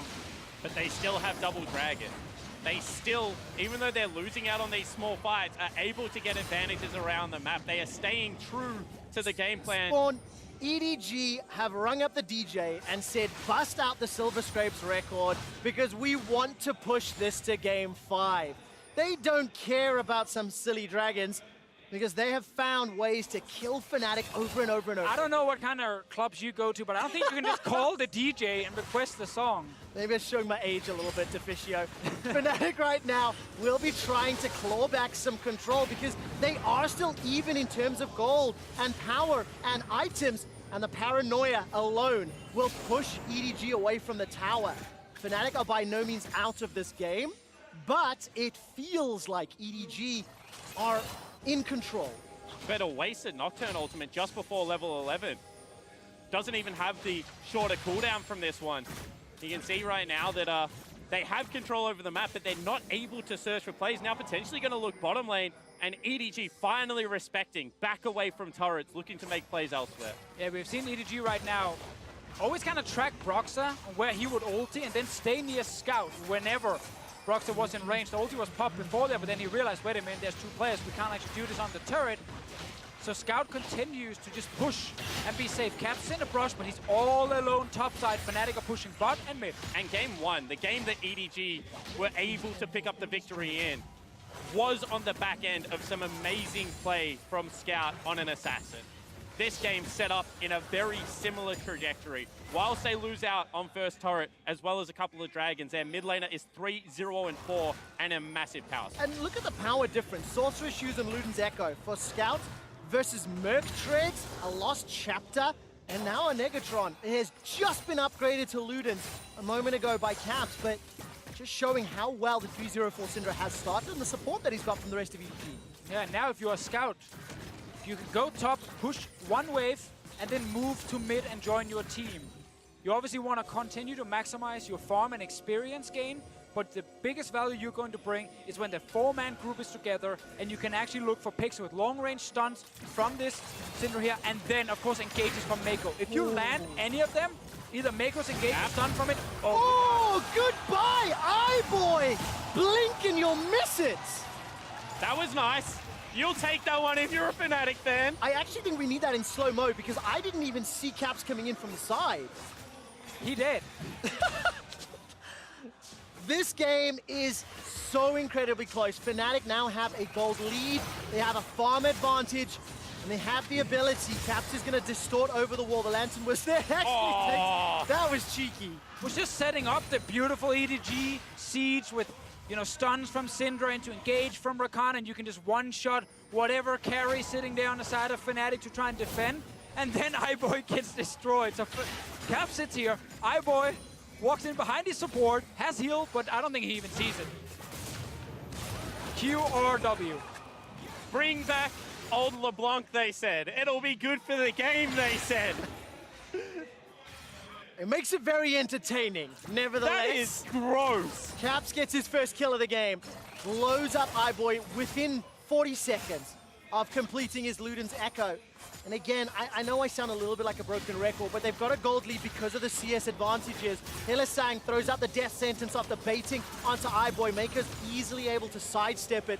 And that Hilly needs to get his aim up if he's trying to set up kill. Yeah, basically the goal lead right now is actually Whippo being about 1,200 gold ahead of Ray. Klepto plus winning lane, obviously in favor of the Swain.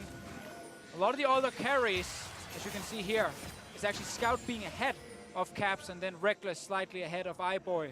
And this time they don't skip steps. They clear out the side lane. They're looking to try and find where Caps is. Hook misses one more time. You can see the siege might finally be successful. All right, Brock's a level 12, so he's got a tier 2 ultimate Paranoia. Whippo's now making his way up from the river.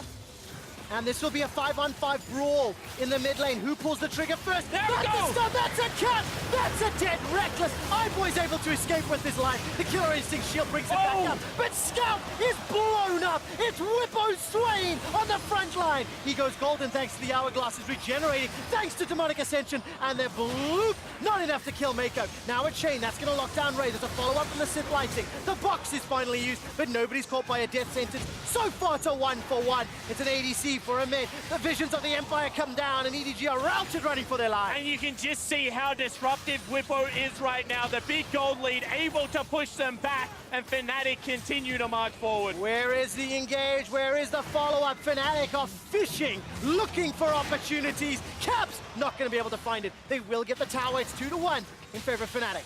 Fnatic gets the mid lane turret here. Whippo looks to be walking away together with the rest of the team. What a close fight. And we're gonna get a lot of these in this game. EDG, they know. Group together, fish for stuns with your Fed Syndra, and then use Mako to engage. That's exactly the combo we wanted to see, and then get it onto Reckless. Yeah, immediate stun into death. However, then Whippo in the backline is such a nuisance. It looked great for EDG. 4-man decimating smash, but the fact that Scout fell down moments before, with Flash still available, was the thing that turned this fight.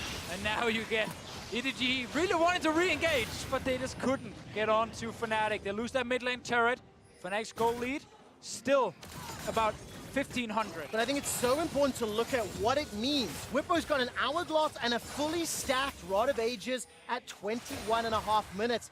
And he's already halfway to his next tier item as well. This Swain will be the make or break champion for Fnatic in the coming minutes. They've got a 2,000 gold lead. And also, Brox has just picked up that Dustblade of Drakthar. The dragon is being soloed, it looks like. No contest yet from EDG. That's 3 Drakes to 0 in favor of Fnatic. However, this is putting a clock on the game. All of a sudden, you get towards Elder Drake territory. If you haven't got more firm control, you have to at least go fight the objective, because 3 dragons is going to start becoming a nuisance. They're once again looking for Hylissang, but not able to find him.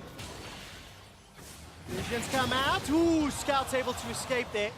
A lot of damage coming out. I don't know if Caps could have done it. That's decent. Whippo jumps all the way in. Unable to find the kill, but the Paranoia goes all the way forward.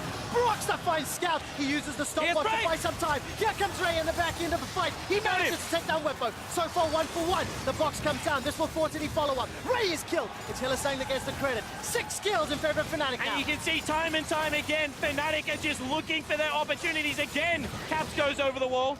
Not going to find the kill this time round, but Fnatic have arrested control of the game. With the numbers advantage, they're peeling back towards the pit. And because EDG is grouping so much, they're going one more. Oh, the chain's just going wide. Caps needs to find the target. That's a flash from iBoy. It didn't work this time, but it might work next time. Fnatic are using their mobility so well here to be really annoying against EDG. Caps constantly over the wall. Broxer with his ulti as well to find the kill in the end. And currently getting a lot of damage on the top lane turret as well. They're just losing farm because they keep grouping so much. Top lane, big wave dies to the turret. Bottom wave, all those blue creeps are killing the red creeps right now. What we missed was the initial damage onto Scout, and then Whippo looking for a kill. Gets in with the early Hourglass as well on his side, so he stays alive. Broxer secures the kill. And now because Caps can still get over the wall to try and help him, Broxer can flash out. Meanwhile, Ray gets basically the perfect ulti and secures a kill. But now, sadly for him, he is stuck in the front line alone. Yeah, 90% slow of the box coming through there. As a Scion, you're not really going to be able to move through that one. But if you are EDG, it's hard to not just group mid because you're against LeBlanc Nocturne. If you send Scout to a sideline, he get isolated and he just dies very, very quickly. So you have to try and group together. If they can land the stun and secure a pick, it's great. Onto him. Oh, this is a lot of trouble as Caps is caught up. It is he caught up. Harrow stays alive for now. Caps running for his life. Oh! Wave! Finds it. Harrow gets the solo kill. And finally some life out of the jungler of EDG. Looks for the solo kill, has to burn the stopwatch, but he gets the mid laner, and EDG can now look to continue the siege mid. This game is fantastic. It's 1,500 gold advantage to Fnatic. They are down in kills, but his individual ability that is determining who wins these skirmishes and fights. Exactly, and that's why this meta at Worlds is so fun to watch, because there are so many champions in the current meta that can make plays like this. They can try and duel each other 1v1, 2v2 everywhere on the map. And we have so many great players just trying to show who's actually the best. And finally, we have a composition with no tank, so iBoy actually might be able to buy himself a Banshees and a Zhonya's. He actually might be an AP Kai'Sa that when he flies into the back line, looks more like a genius than a little bit of a madman, because it would be very valuable right now versus Caps. He is on fire. All right, take a look at the trade this time round. Ray has got 2 items completed, able to withstand some more damage from Whippo. But Whippo's got teleport, so if a fight breaks out, he can join. Once again, same setup here. Actually, Whippo getting jumped in the bottom lane. All right, Demonic Ascension is used. Hourglass is available. He's going to need to use it. Doesn't even get a chance. iBoy easily picks up his 3rd kill of the game. Yeah, this is something that the LCK and LPL teams love to do. Look for picks in the side lane with the mobility of Kai'Sa. She then actually moves through jungle very quickly to be able to rotate back to the play. Just the ultimate's burnt there. It's only 25 minutes in. Baron's still a very tough objective without tanks. I'm really struggling to understand who is in the lead and who has the advantage this game. Who cares? All of the regular rules don't seem to apply. EDG are ahead in kills, behind in gold, making more plays, behind in dragons. It's crazy to try and understand. Well, they're not behind in the mid lane matchup. They're behind in the top lane matchup right now. AD carry-wise, it is almost dead even. So you can say when it's a 4v4, EDG are not behind. When it's a 1v1 bot lane, they are behind. And if Whippo joins, suddenly the gold lead goes in favor of Fnatic. So it all depends on who's there when the fight starts. And all that gold does is gives you a high % chance of winning the fight. You still have to be able to execute upon it. And right now, 2,000 gold is not the be-all or end-all. So it is just about finding your windows, picking your mark, and then being able to execute on it. Both teams doing it well at certain points in this game. All right, let's see what Caps can do this time around. 1, 3, and 4. He's going fishing for Scout. Harrow gonna sit on the Sonic Wave. There is vision available, and he's already solo killed Caps once. Yeah, Hourglass for Scout here, very important. Seeing as he's sitting in the side lane, he knows he needs backup. That's why Harrow is around him. It's smart play from EDG against the LeBlanc Nocturne combo. Son of Fnatic, bot lane pushing. Every time they do this, however, they leave Whippo down in the bottom lane. He's continuing to amass, and he is going to be such an absorbed threat. He's just going to sit in the front line and be able to take so much damage. And that's why I think the big opening for EDG is the flash engage from Mako while Whippo is bot lane, so he can't TP in time. Get the quick kill with your Rakan, your first pick in this game. And even if Whippo then TPs in after, you have a 5 versus 4 situation, because he's the Fed member. He's the really strong member in terms of gold. I know the 2-4 record doesn't show it, but gold-wise, he's the one really far ahead. Which probably means that it's Broxah or Caps you're looking for right now. No flash on Caps. Broxah, if he gets hit, will just die. You know, with GA now, potentially a window to come back, but not many other members apart from Hilly, who you don't really want to burn everything on. It's wide open right now. Nearly 30 minutes on the clock, and of course Baron is going to start becoming more and more of a focus. Caps is challenging for vision. He takes out that control ward, and will need to distort over before riding the Lantern to safety. It is still only 1 tower to 2. 3 towers killed by 30 minutes in game is mind-boggling. Well, only Whippo right now who's controlling the side lane. Everything else is getting evenly matched between the teams. 4 Drakes now, 3 Cloud Drakes for Fnatic. Now, I would have preferred them to delay that just a little so that they could have got to an Elder Drake immediately after the 35-minute mark. Instead of that fact, it's going to be around a 34-minute Infernal and then around a 40-minute Elder.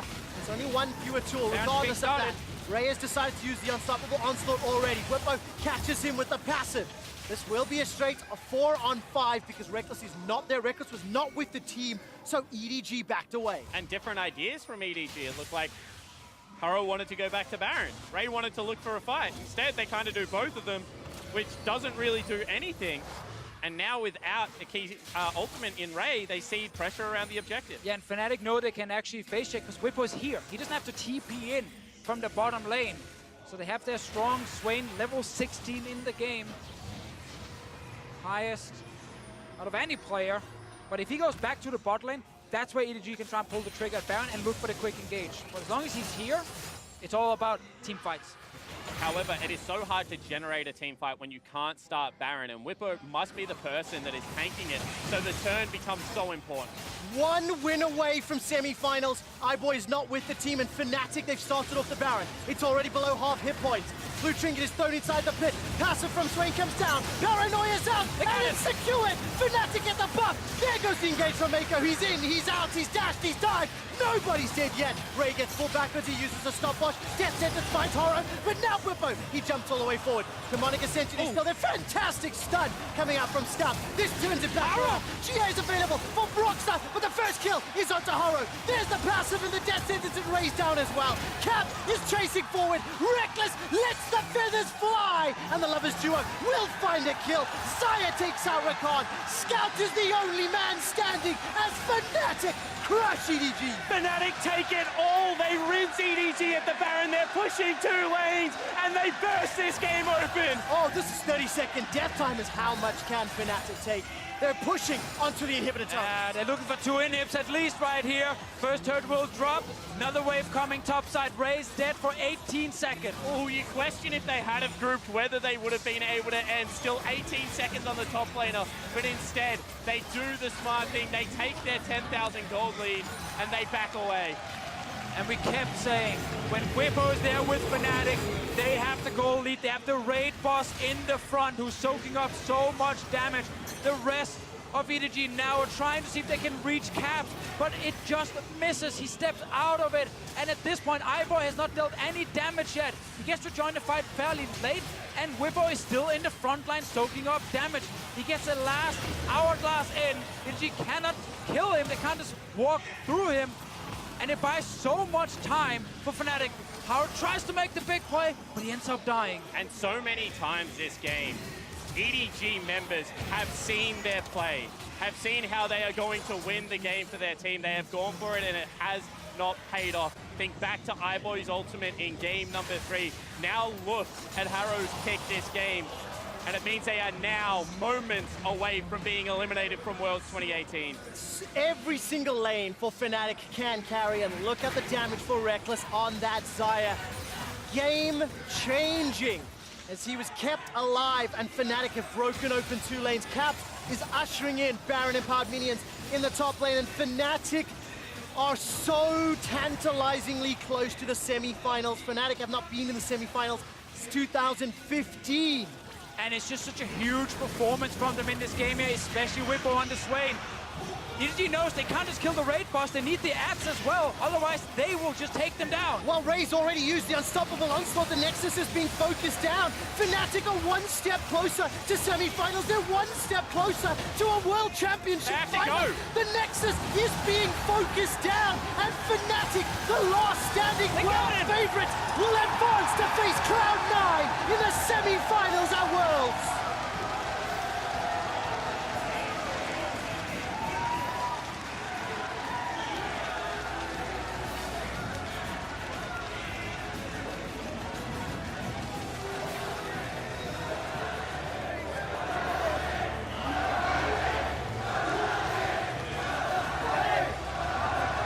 This was a quarterfinals that felt like any team could advance.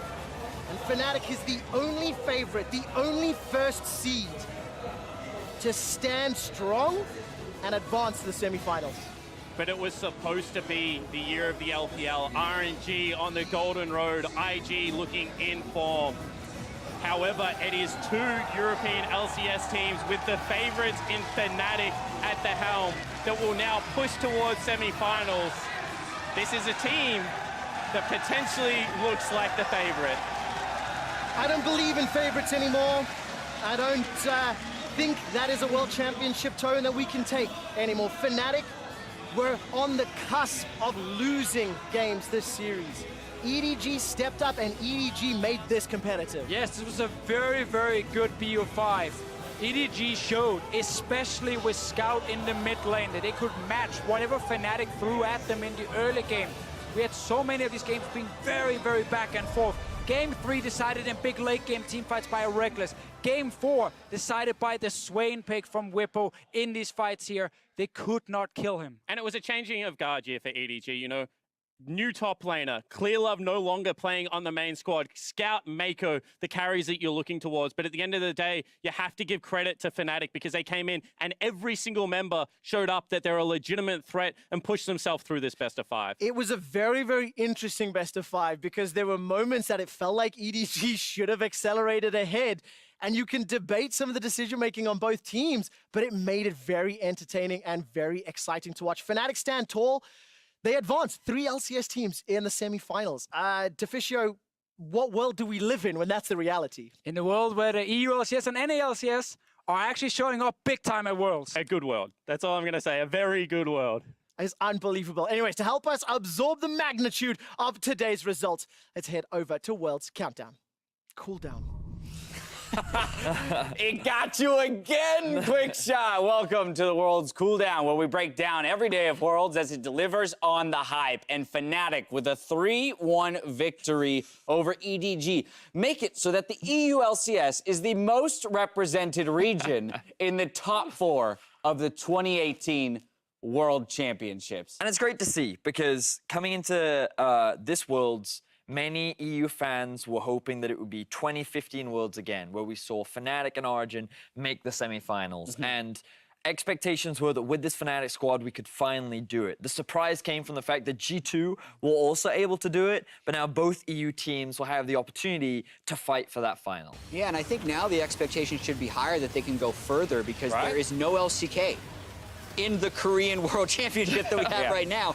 And Verius, I know that you actually think that Fnatic underperformed expectations a little bit. Like, they made some mistakes, Caps actually didn't win all the lanes, but I would say in the place where they proved that they were the better team was in the team play. Because I felt like EDG did actually have some of those individual outplay moments that you thought could make this series interesting, but they just never let that manifest in very real advantages. I am very impressed with how Fnatic avoided tilt in this series, where so many other tournament favorites have faltered.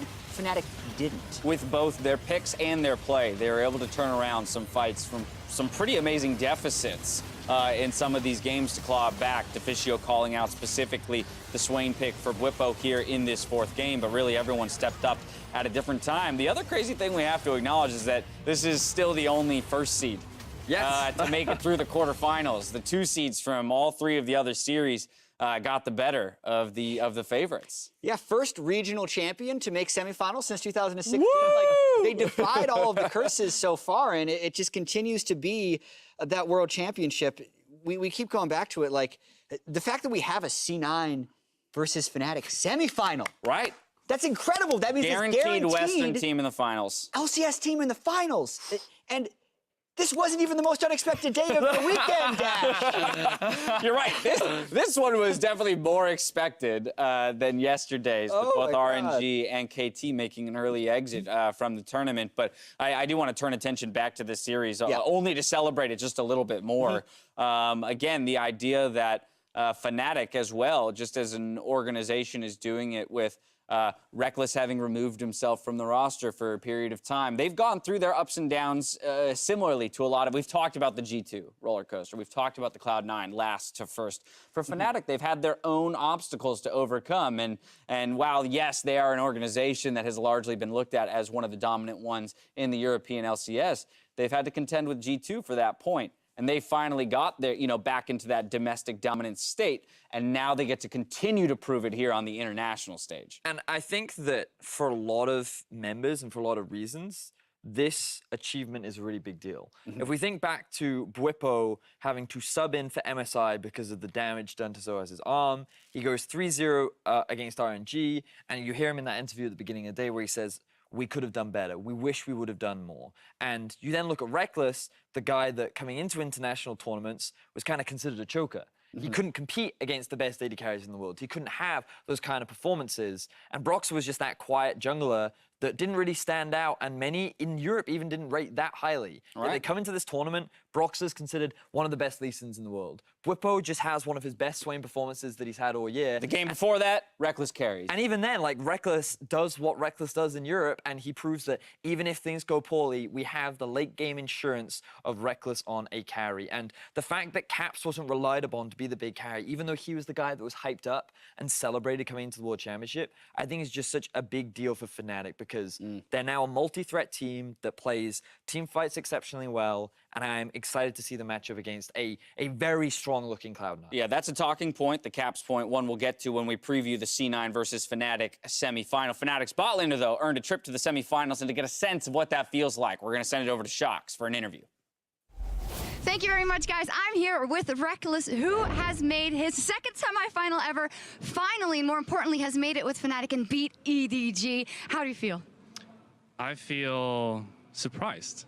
I thought it would be easier than it was. I was very surprised with how clean they actually played. Like, I'm so used to the Chinese teams being over-aggressive and making a lot of mistakes in the later stages, but EDG actually played a pretty clean macro game, if you ask me. And I think we only really edged them out in terms of mechanics, which is very weird to say for a team like us, but at the same time, I'm happy to see that we can actually do that as well, and it's not only like the teamwork that gets us somewhere, but actually individual members stepping up as well.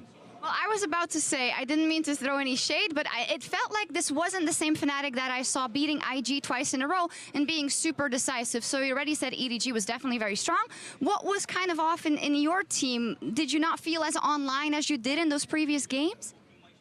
I think we honestly just weren't in the zone today. I could feel it already in the first game where, like, normally when someone makes a play on us, we are really fast at figuring out what we need to do as a response. If it's like matching them when they come for me in the bot lane, for example, and fighting them there, or just going mid to top as an answer, we're always usually like pretty fast at figuring out what we need to do there. But in the first game, we just let them take over. We didn't make any answers, so I could feel that something was off in the first game, which is why I was so happy to see that we could actually pick up like the most important games in my eyes, which is game 2 and game 3, because that puts you in a momentum swing. And then in game 4, I think we didn't even play that well. They just kind of seemed stressed out. They were walking in and making a lot of mistakes. But in the other games, I would definitely say that they played better than expected. All right, all realistic, but now let's turn it on the positive, because this has been an amazing Worlds for you guys so far. And you came to me before the match, and you were very confident. You said, am I getting this interview after? Because I think we're going to win. Can you talk to me a bit about the 2018 Reckless, who is confident in himself and in his team's abilities to possibly take the World Cup home?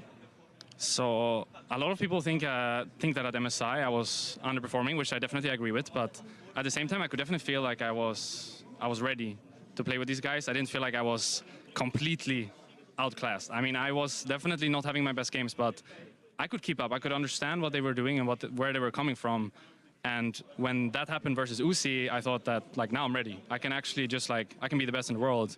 So I tried really hard over the summer, even though I wasn't playing, to work on the team aspects, because I knew that if I were to figure out how we can be the best team in the world, then we can win the whole thing. So I would definitely say that, like, it's going to happen now. Like, I can feel it. We're going to make it all the way.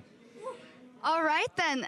Well, Uzi isn't there anymore, so that's a plus. But C9 actually did make very quick work of a Freak of Freaks earlier on. How do you feel about that NA-EU matchup? It is something that the fans' dreams are made of, but that may also bring a lot of stress with it. Honestly, I don't really care that it's C9 we're going up against. I feel like that's more for the fans, but I'm very happy for the West. I feel like, especially towards my European teams, I have a lot of respect. I think they have all done amazing work this Worlds, like especially Vitality, who don't get the same sort of spotlight that we do since we made it further, made like an amazing run in their group stages already. So I feel kind of proud actually to be representing the West this time around, which is something that usually doesn't happen. So it's cool that we get to play, or get to see a Western team in the finals and get to play C9 in the semis. Fantastic. I think that was it. Congratulations. Great job. A calm and collected Reckless after booking a semifinal ticket. So we'll see how that match versus C9 plays out. Back over to you guys. Thank you, Shocks. Confident as well, saying he feels it. They're going to take it all. So he's been this confident since before the tournament. Like the first interview I heard him talking about, he was already projecting, well, as long as we don't draw RNG, I think we can beat any of the other teams in a best of 5. Right. And if we beat IG, we'll have a first seed, so we won't get RNG anyway. He was talking past them. Right. So now that the 2 teams he had in his head is the ones they had to worry about, maybe even 3 in KT, RNG, and IG, well, 2 of them are gone. They've already beaten IG. So he's thinking in his head, like, we have no competition. yeah, we're going to win Worlds. Yeah. And it hasn't stung them the way that a lot of other times I feel like that type of arrogance can sting a team, and the fact that they'll look past an opponent and lose to them and get surprised upset. That hasn't happened to Fnatic, so he's able to have that confidence while still remaining focused at the task at hand, and that's very impressive. How do you feel about that confidence? I sweat a lot. I get very scared. I think on the one hand, it is justified because I think, we talked about it at the beginning of the day where we said who is the next favorite, and we kind of look at Fnatic and IG, and by transitive properties, given that Fnatic have beaten 2-0 over IG, you could argue, yes, Fnatic is the favorite to win the World Championship. Right. But I think it's one of those things where right now, the World Championship is determined by who plays their style best. And I think that's what has made it the best World Championship. And plays better on the day. Right? And what we've seen from Cloud9 is that when they come in prepared and when the members get to play their style, this team is a top 4 team in the world. And the fact that Sneaky stepped up today, the fact that we've seen Sven Skaren been performing out of his mind, Licorice stole a Baron on Ornn. The fact that all these things happened is something that Fnatic have to come in respecting. And if they come in with the mentality of, okay, the LPL teams were our strongest opposition, it's an easy, smooth sailing to the finals from here,